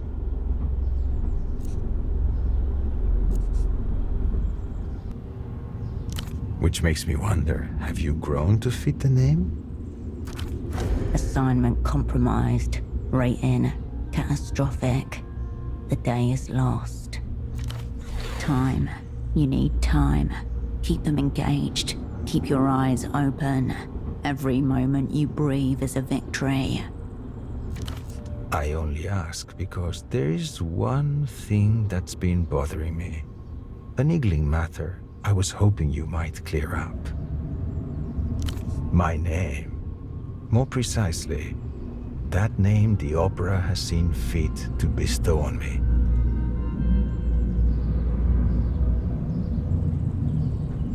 A good name has to suit the role, don't you think? The Grand Lich, I understand. Facundo worked hard to cultivate a certain mystique with his body doubles and so forth. It's my horrible burden to look into the hearts of humanity and weigh their contents. There's nothing cool about it. But 100-eyed golem? I don't know what to think of it as a name. I think it's the eyes. There should be more of them. Maybe that's it. It's just not that many eyes when you consider the magnitude of my burden. This is good. Keep him talking. The jukebox. Signal. Fighting chance.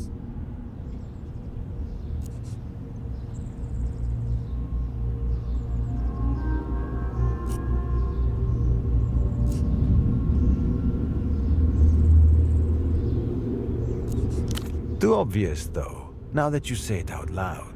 Not exactly expansive either. It also sounds like a penis. The man pulls at his collar, uncomfortable. The veins on his neck bulge. Blood drips from his ear. Of course, it's also my role to protect my brother imprints when duty takes them abroad, which is what brings me to this place. He glances out the window. The city-state of Portofino blurs somewhere beneath you. Its people blur with it. Some look up as the oldest aero tramline in the city shudders high above them. A bird without wings. And that brings us at last to your role, the doomed opera assassin. The only thing to hand is intimidation. They know you, but they don't know what you're capable of. Unsteady them. Zero yourself out as soon as possible. You are high up. Defenestration is viable. Lie. Draw it out. Time is not yet your enemy. The tram today is only lightly occupied. A handful of commuters, a couple of old pensioners, a few shopkeepers and small tradesmen. A shopgirl nods her head, aware of nothing, lost in the same rock and roll dream she slips into every morning on her way into the city. A young boy, traveling with his mother, shifts nervously from one foot to another. My girls, how dare you?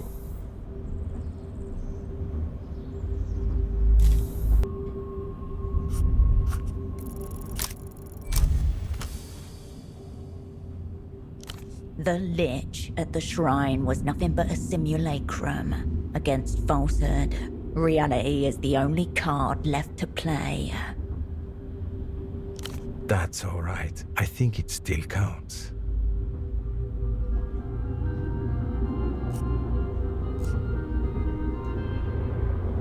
You're quite right. We had no chance against you. The perfidious opera assassin, murderer of our Minister of Mass Culture. As he looks at you evenly, his eyelid begins to twitch. The Imperialists are shaping new realities while you sit and do nothing. What a tragedy. That poor Facundo relied on us for his protection, and in his moment of dire need, we were nowhere to be found. Massive fucko on our part.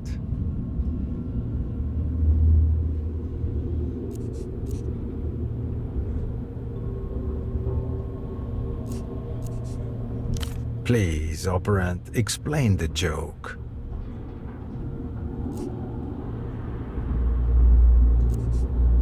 Really? That's...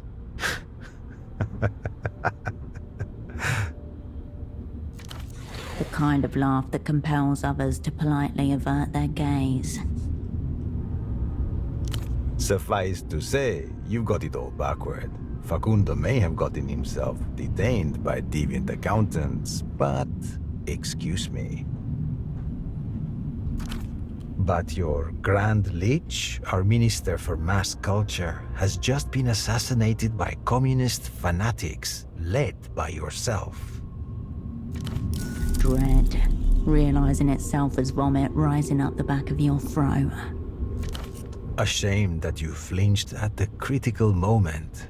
Fortunately, we were on hand to keep the performance moving.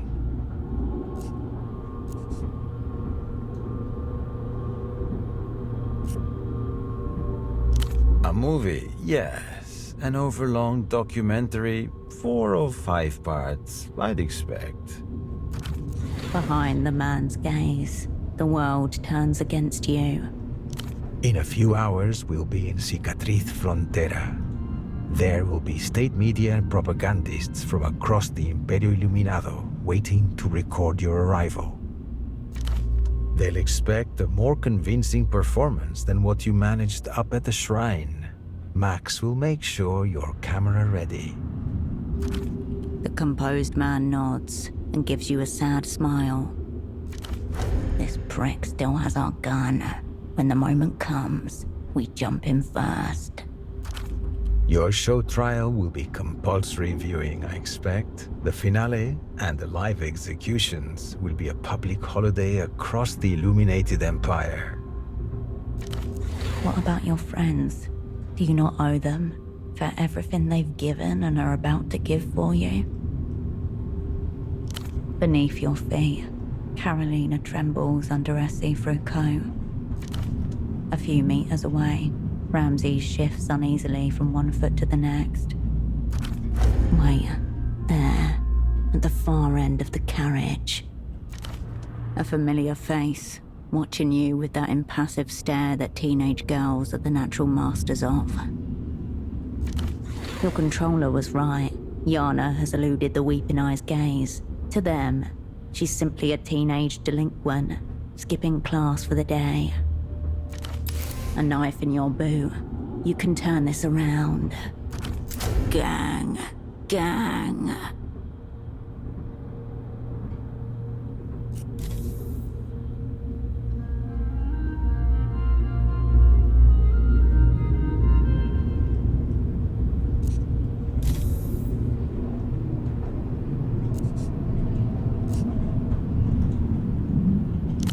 Go ahead. It's good to make sure you've got your backstory down. You're right. I want nothing to do with the developed world and its degenerates. Anonymous imprints were meant to transcend the cesspool of the now, not go dipping our cocks in it. But Facundo has his own ideas. Cultural victory.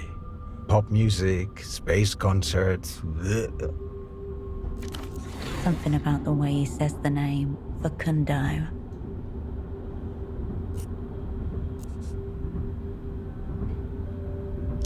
He's taken aback for a sliver of an instant. Point to the opera. You misunderstand. In another world, Facundo and I might have... But there was something in him. A sign of psychogenetic drift. We both knew it would always come to this. There are times, even now, when he wonders whether the drift is actually within him. A secret tide pulling him even further from himself. I suppose we would have made it up as we went along. I would have liked a little more direction, personally. Lucky for me, the opera seems to have reached the same conclusion via different means. Happy convergence. Only that Facundo was fond of those bottom feeders, culture addicts. The details are a few rungs beneath my station, to be honest with you. I'm not interested in giving you a techno primer. That was more Facundo's domain. Too bad you shot him. I was no one. A 4-year-old boy from a little village out on the Luthian plains. Sweet. I'm not interested in giving... How it works? You find the most sweetest, weakest boys you can. Then you pump their young skulls with psychoactive drugs and guided dreams and other unspeakable torments until there's no trace of sweetness or weakness left in their eyes. Only this. All of my brother imprints have the same smile. The tides of psychogenetic drift have pulled us farther and farther apart mentally, emotionally, politically, but this little marker has remained. Even now, you understand so little. Maybe you're some kind of idiot savant. La Luz is the empire of images. Her people demand new and fantastical stimulations to prepare their minds for the final society. No complicated characters or ironic speeches, no uncomfortable feelings to ambush them in their lonely hours. They aren't prepared for reality as it's constituted, so we must constitute reality for them. Go ahead. It's good to make sure you've got... I hope that cleared it up for you. Yes, 91, wasn't it? We rolled up a good few that year. It started with a girl, if I recall. I remember her very well. The Hayato girl. Carolina, wasn't it? She's downstairs now. Twice unlucky, it seems. I figured she'd be out of league play for good after what happened in 91. I'm honestly surprised you brought her. Very surprised. 91. I'd just gotten married.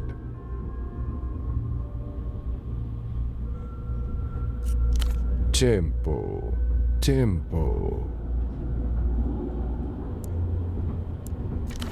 The bootlegger. He's been known to us for many years. An associate of Facundo's, as it happens.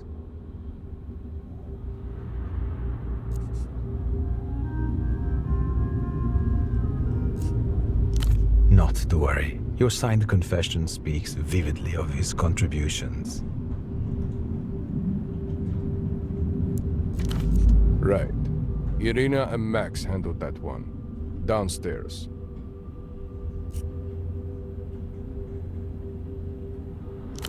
The Carabinero, of course. We hoped we could turn him for a while. Eventually, we delivered him over to the Azuris. Unintelligible sodomitic swine, Azuris.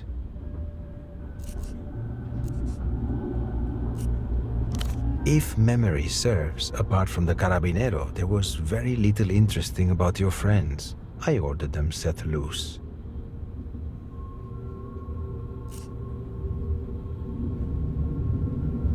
I'd say my judgment's proven prescient. Without your friends, would you even be here?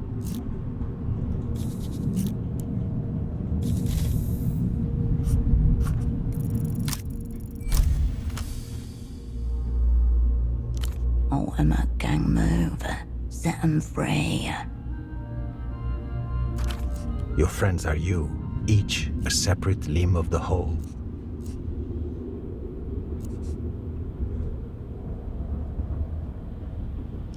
What an offer. Tell me, if our situations were reversed, would you take it? Then you're a liar or an idiot, possibly both. You and your friends embarked on this together. You will see it through together. Fate and fascists have decreed the gang stays gang. In spite of your pleas, relief floods your heart. The head of the Weeping Eye looks at you for a long moment. He reaches into his coat. Right. Now that the formal part is out of the way, let's get to the fun stuff. He thuds something heavy on the table in front of you. A deck of weathered black cards. Here. You sure? We still have a ways until we reach Centro. Let's get to know each other a little bit. To your left and right, his goons about their eyes. Entreaty. Ancient Lusian game of divination. Uses a unique deck of cards not seen elsewhere. Turn the fascist superstitions against him. Do it. Stall. Draw this out.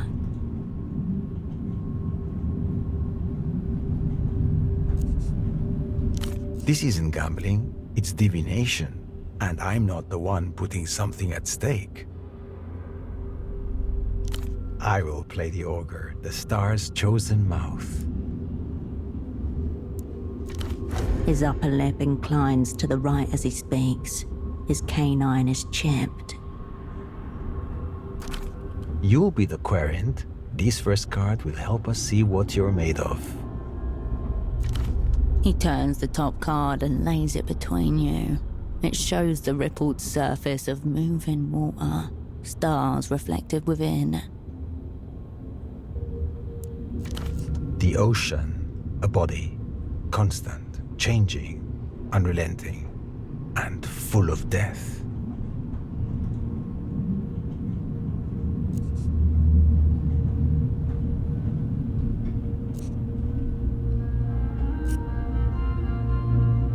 Please, there's nothing sadder than self-deception. He takes the card away, then lays two more side by side on the table. Second, for what you have made of your life, choose one only.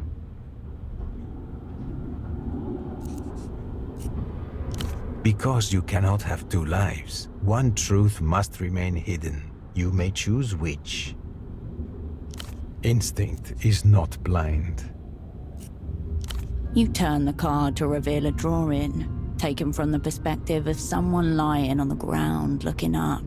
The sun is blocked by someone else's face, looking down.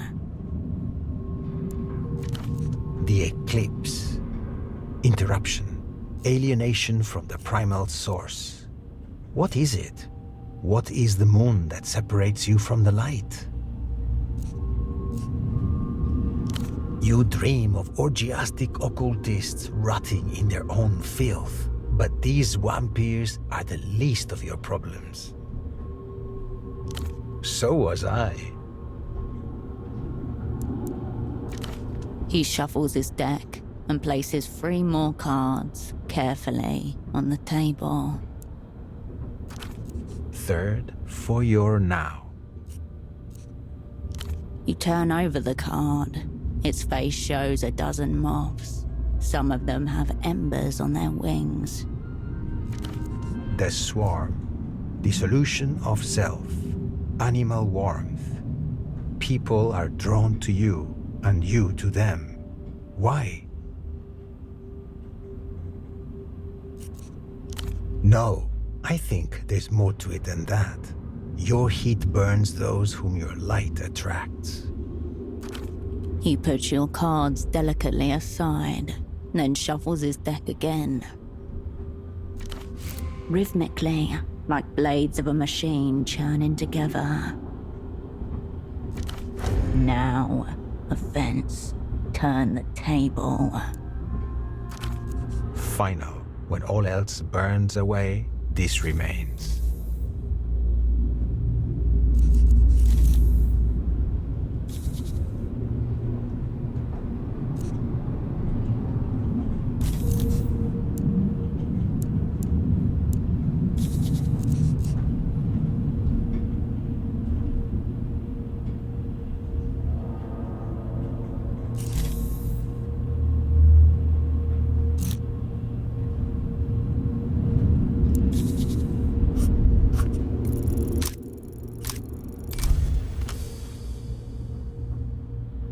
You reach for the deck.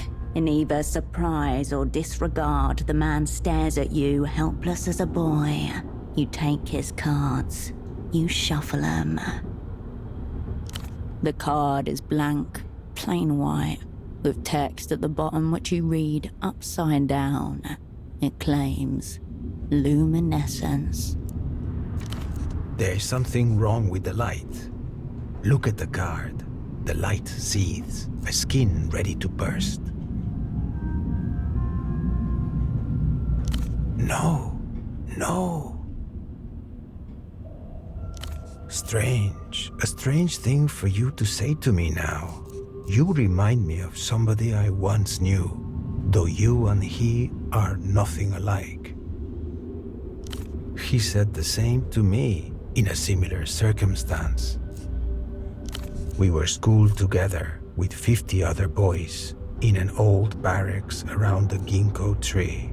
He was kind, delicate, unassuming, and generous. I hated him. He should not have existed. The world should not allow a boy so pathetic to exist. So I became the world. I saw the ginkgo's canopy flashing yellow in his eyes, wide with fear, and I beat the light out of them. The goon sitting behind you turns his head, slightly.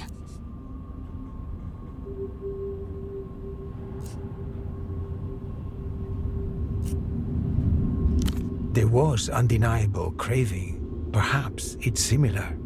I took all of him. When he hid from me, I learned what we are. All this he did to me, and then he looked up, bloody and frail, unrecognizable. Like you, he said, "Are you done?" I was not. I never will be.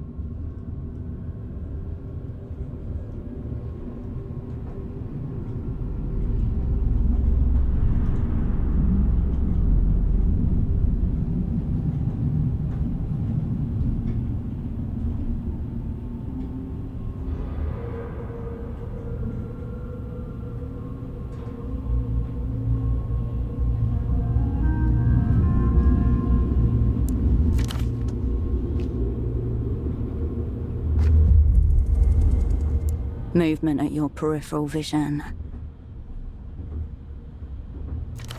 A final board tilt in your favor.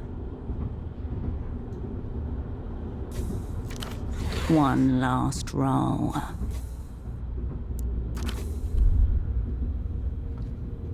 Fucking quiet in here. Any requests?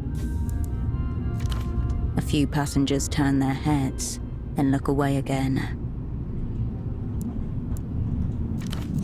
The man by the window spares her a disinterested glance.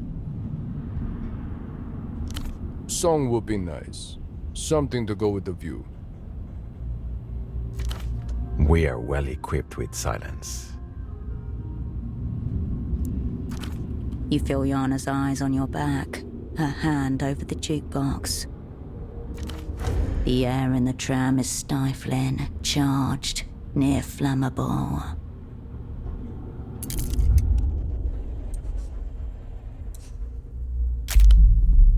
Your fate is preordained and preloaded. All that's left to do is cue the exit music.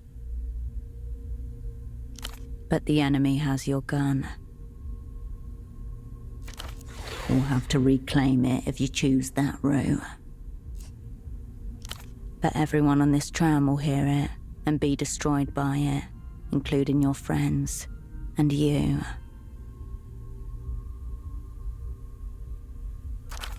You have a screwdriver. Could always reset your hearing feature.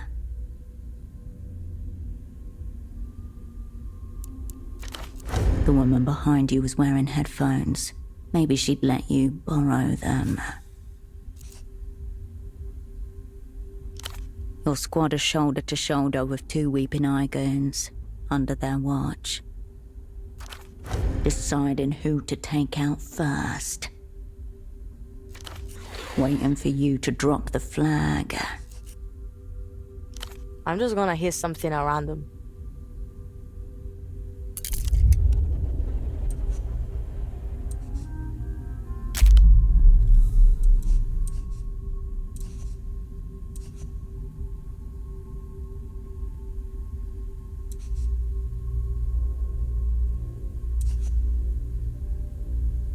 Are you addressing me?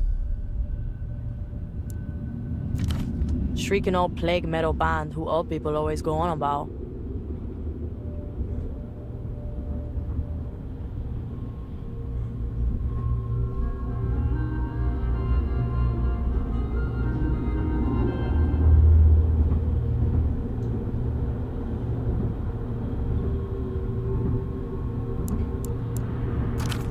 Blood Golem were before her time, but not Tempo's. Plague metal. Of course, this city celebrates disease. You're gonna love it.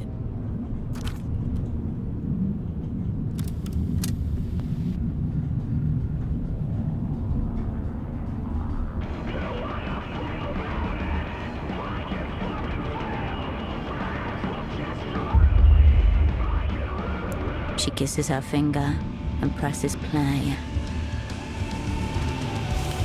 Bass thunders across the tram speakers, startling them to life. Aesthetically bereft.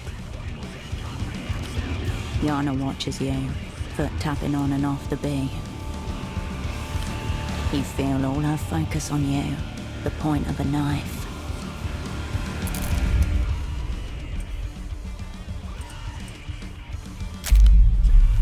You're surrounded, outnumbered, unarmed. There is nothing in your future besides ritual humiliation and torture.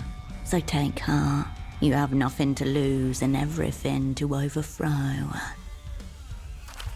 You never liked the odds in your favor anyway. Take them with you. Take the city with you. Anything but cowed retreat. Not this time. The man by the window has confiscated it beneath his coat. Recover it, or die trying. And then when you do get it back from him, will you shoot him, or take an opportunity to hit the golem? They are on the brink of understanding her role in this, but she hasn't been caught yet. One gun against 3 is certain death. 2 against 3 is a fighting chance. You need your gun. Too late to worry whether we'll live or die. Don't go out alone. Go out with our friends. You weigh up both your targets.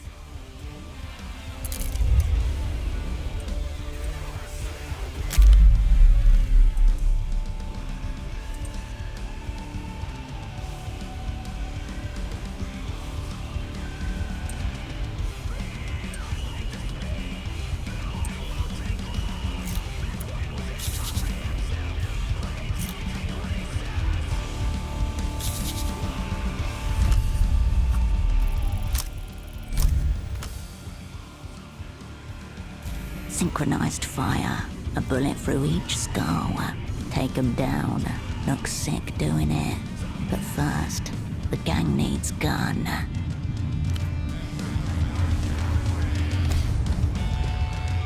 Lost in the song, your sudden movement takes him by surprise. Your hand finds your gun, drawn to it. His hand finds your wrist.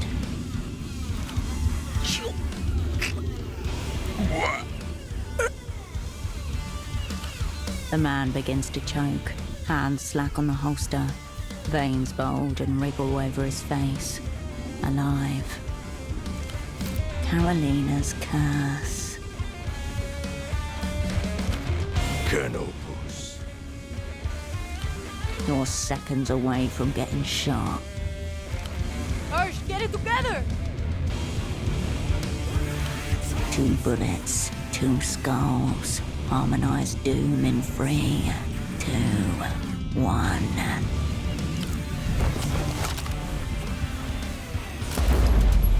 You wrench your weapon free and spin on your heel.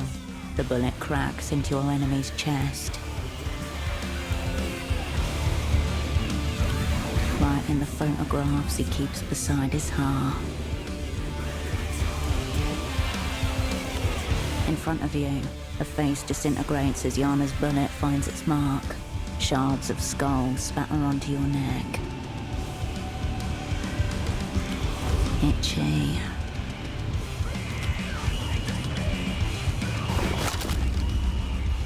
No, not like this. Sora Buendia levels a heavy pistol at you, point blank. A surprisingly fluid, graceful movement.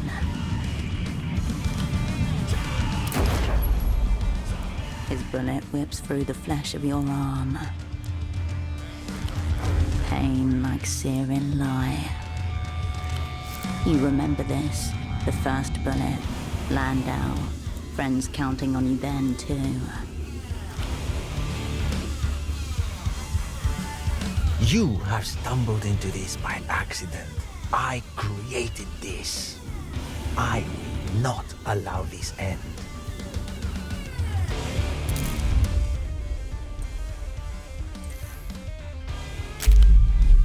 The enemy is trying to provoke you. Stalling. Kill. You have the upper hand and he knows it. You've heard shouting, gunshots. Impossible to tell what's becoming of them. Your friends are fighting for their lives. Trust them to the angels for now. His lips are parted.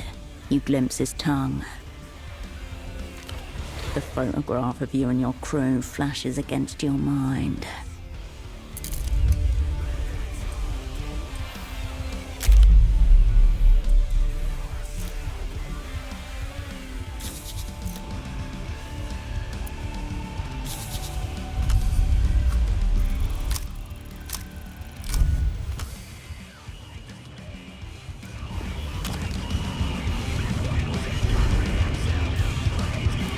Bullet 5 years in the making. Ends this cunt. Cascade or nothing. Surprising, yet inevitable. You did it. We're with you, H. The crew is forever. Wish I was here to witness it.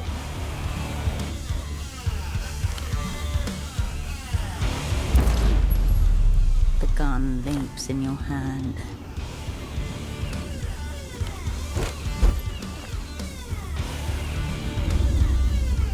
Bullet smashes glass, collides with eye, mashing it against the inside of his socket.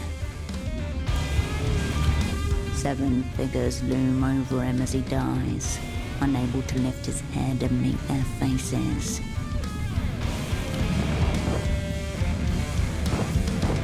Gunshots beneath you, fury and shorn metal. Your partner looks to you as bullets pierce the floor around your feet. Hirsch, I can't! Can't!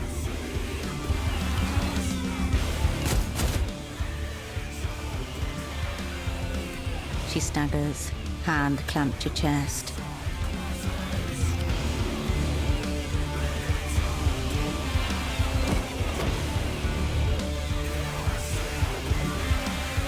A last desperate glance as your friend stumbles away from you.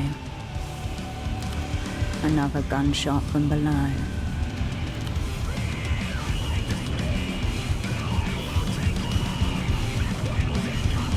Kill shot. Finality.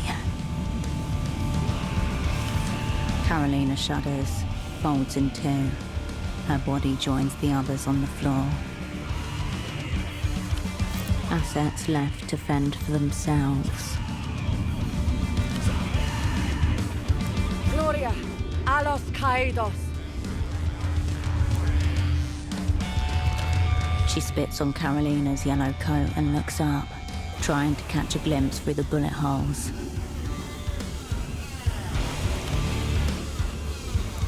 Be over. Be over now. Hands gripped around Ramses' throat, all animal impulse on the death ground. Kill. Try harder, fascist prick.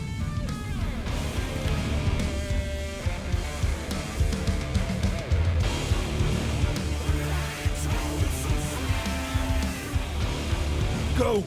Upstairs, the commander!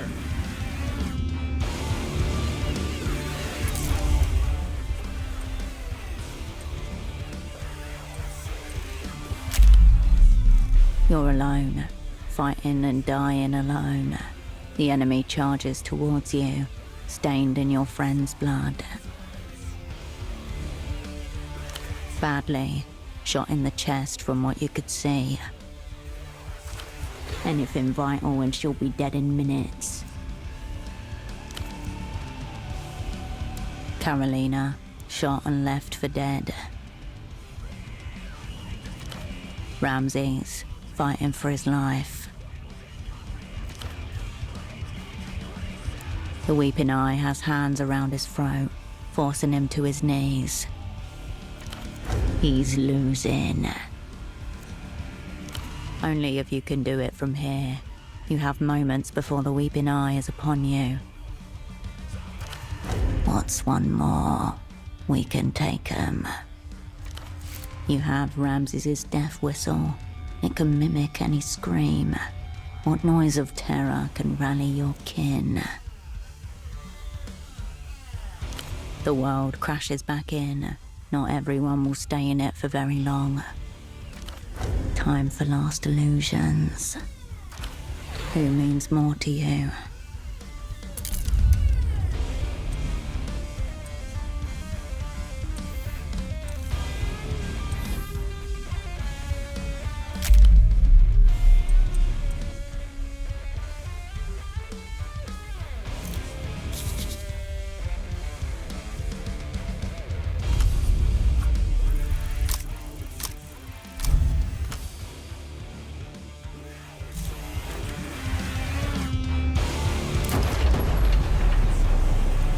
The one you can see. She won't last long without you. You turn from the crazed woman and sprint to your fallen ally. Bullets flit past you. You're already dead. Coward.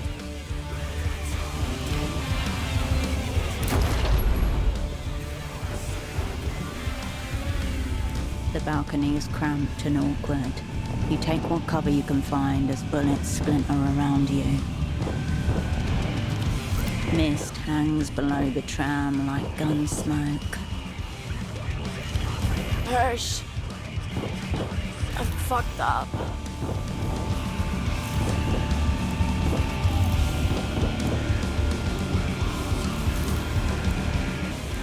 I'm fucked up.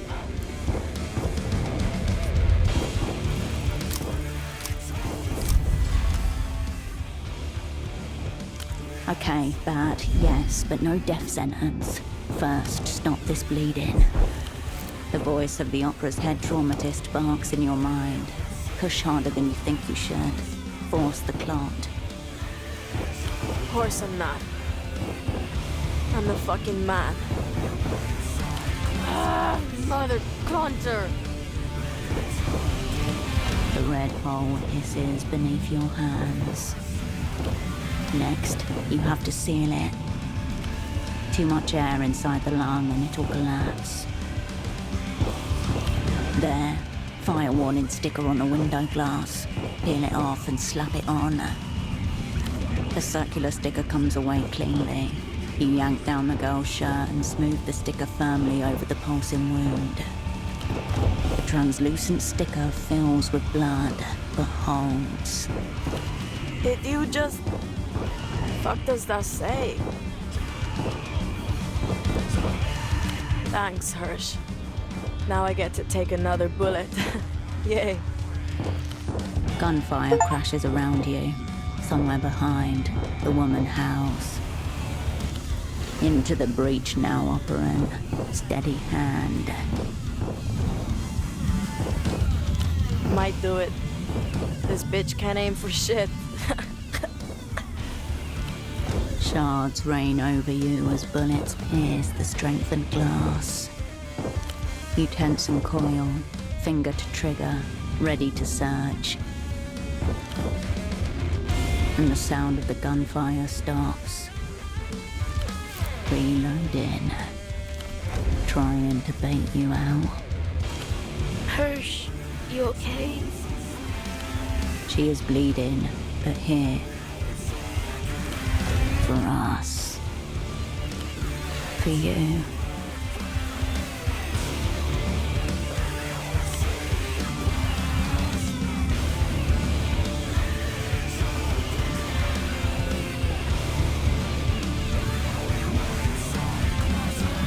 The world is stained before you.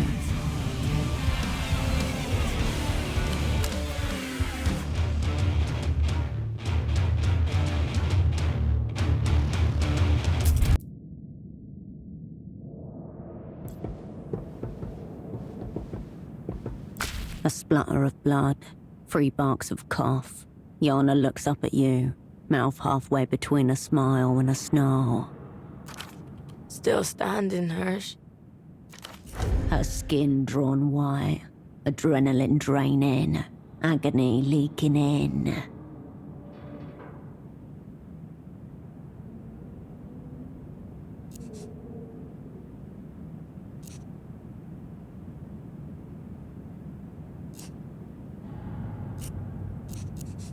Pretty fucking scary, wasn't it?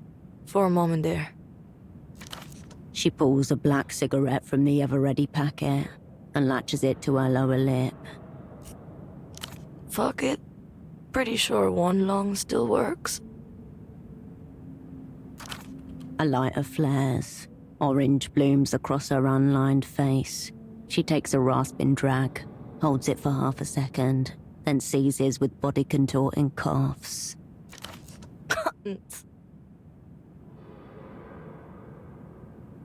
She hacks a final cough into her fist, then opens it.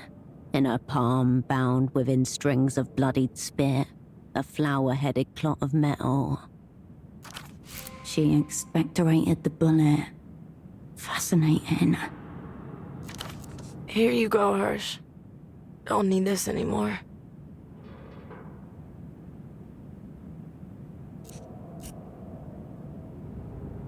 Can't help it. Just built tougher than you. The wind whips her hair back and forth across her face. Between the strands, flashes of your old friend. The same wild eyes, the same snarling grin. Hirsch, from Tempo, from me, all is fucking forgiven.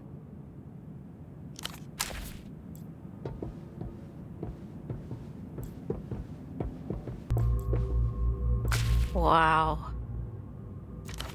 She nudges a chunk of person with her foot, curiously unfazed. Yeah, no problem, Hirsch.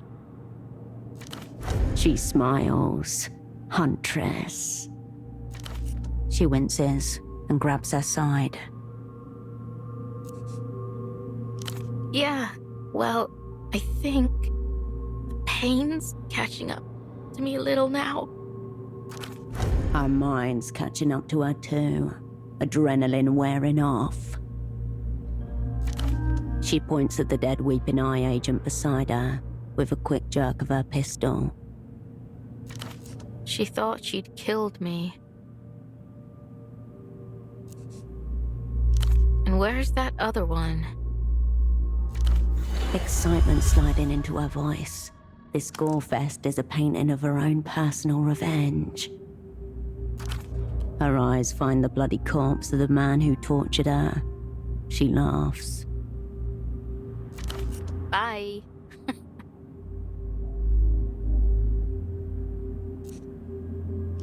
Yep. I knew it would. She shivers, smiles, trying to dispel an unwanted thought. I think I'm just gonna watch the clouds for a bit. Gather my thoughts. I'm okay. Promise. She exhales and turns to the sky. We're almost back to the city.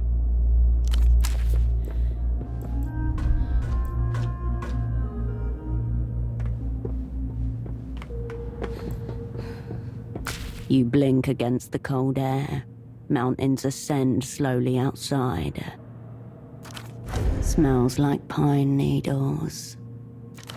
Ramses's body is out there somewhere, lying on the rocks. Sheer rock and sparse coniferous forest. Nothing more. It's 100-meter drop onto sheer rock.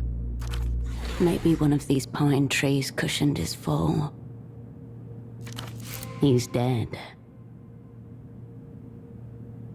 Mist dampens your face as you pass through a low, thick cloud. The noise of the rail grows quieter inside. You blink against the cold air.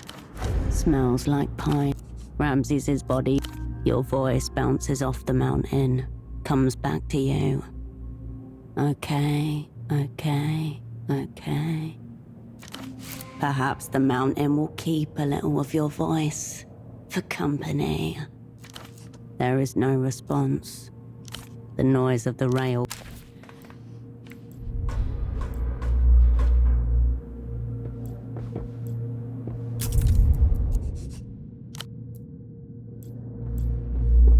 The city rises to greet you, a smoking mass of architecture, overlaid by the crisscrossing rails of the tram network. From this altitude, it looks like Portofino has been caught in a web of dark yarn. Goosebumps on the back of your neck, as if all those of absent, lifeless eyes have turned to watch you.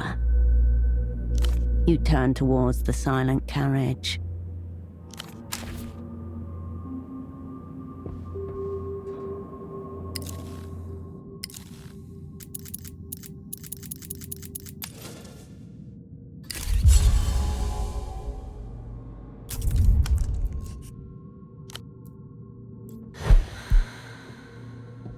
You return to look out over Portofino. You hear the first horns and yells of city traffic. A faint smell of petrol arrives on the breeze.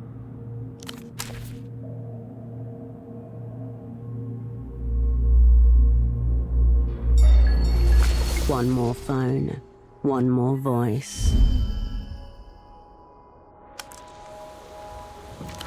Please tell me you have good news.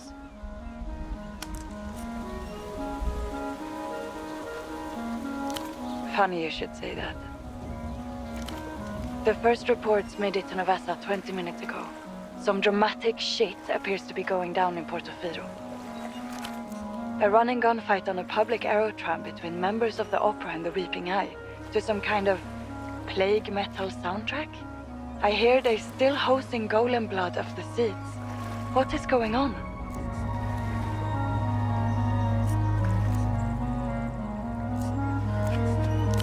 I'm only relaying the facts as they come to me.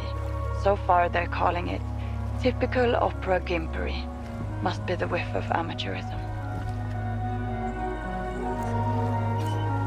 One of the civilians on the tram you shot up, a young boy, he gave the Carabineros a highly vivid description of you and your squad. Something you missed. Foreign woman, Mercian accent, highly unique sense of fashion. Sound familiar? I would love to, but it sounds like you might be overqualified for the operant bureau.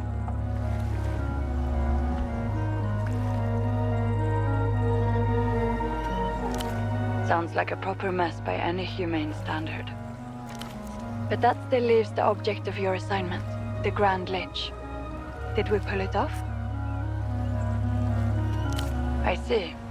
So our techno-fascist rival is... what? Fucking hell. And now that things have kicked off, there'll be no cutting a secret deal for him. We missed a massive opportunity there. And what of your squad? How did they carry themselves? I see. Who was it? Radiant. Lost. The sound of a box being marked on a standard form. She's done this many times before. She'll say as little as possible. Treat it like a formality to get through the moment. What about Yo-Yo and Kindred? Are they all right? Have they made it safely to cover? Right. That's good to hear. As soon as we're able, we'll get them out.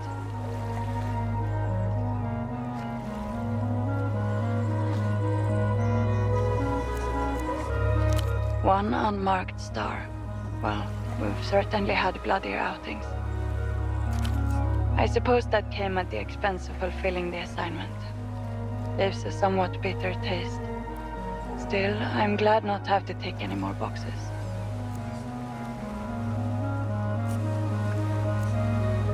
Do you? That's interesting. I'm not sure our superiors will feel the same way. I suppose that just leaves the final ranking. Yes, there's a new system we're supposed to use. The Z-scale. It's a new initiative, supposedly a more objective way to rate operants' performance in theater. Ice crystals fractal in your veins. Naturally. Do you want to find out what letter you get or no? Your controller mumbles something to herself as she dutifully prepares the assessment form. Who knows what will happen when Emter realize they've been holding the Lucian Minister of Mass Culture this whole time. I imagine it will give them the upper hand in this secret treaty negotiations. Not exactly the win we were looking for. No, I would not call this our most brilliant outing. I suppose zeroing out the head of the Weeping Eye counts for something, but I have to say, it kind of looks like we just rearranged the pieces on the board.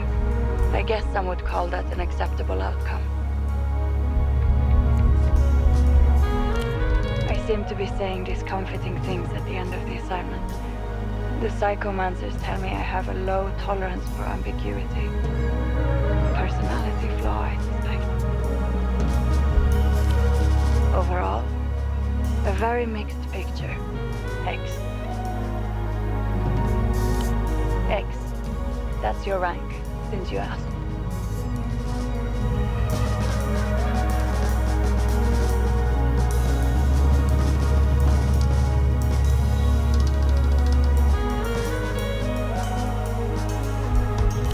You're right. It's one rank higher than W. This isn't a negotiation, operant. There's nothing to accept. It's the rank you've been given. It will be entered into the assignment file. But For now, you should get going. If you depart now, you'll make the Eastern Republics by nightfall. She'll do exactly as a liminal class asset is meant to. Erase all trace of the opera from your safe house, and then recede into the background.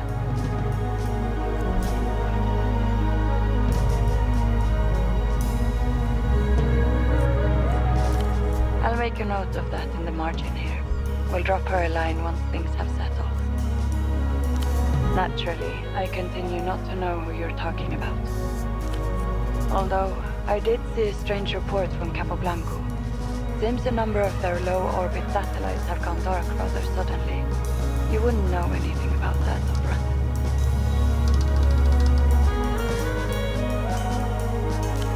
Right. I'll add something in the additional comments box. Sounds like something for the Remembrancers. Hardly. Once you get back to Novessa, we'll have the standard quarantine, battery of debriefings, physical examinations, ideological decontamination, and so on. Oh, and a special request from the semioticians. They want to talk about your wolf cubs. Seems they may be in the grips of a set-collecting compulsion themselves. For now, best to lay low. Back to Novessa as soon as possible.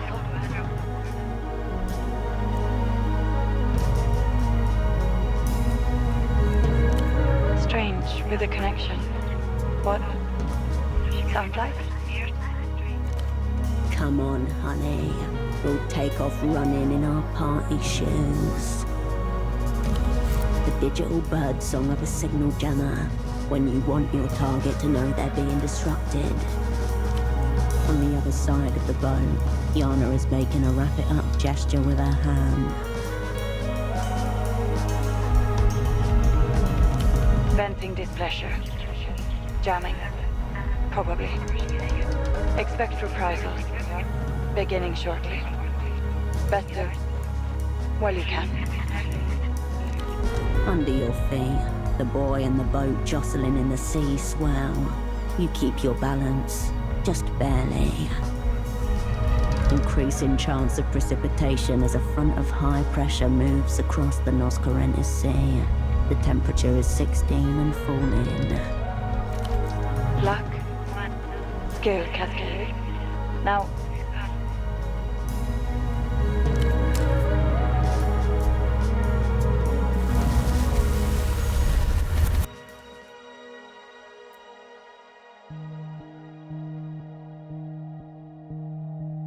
You land on me with lightness.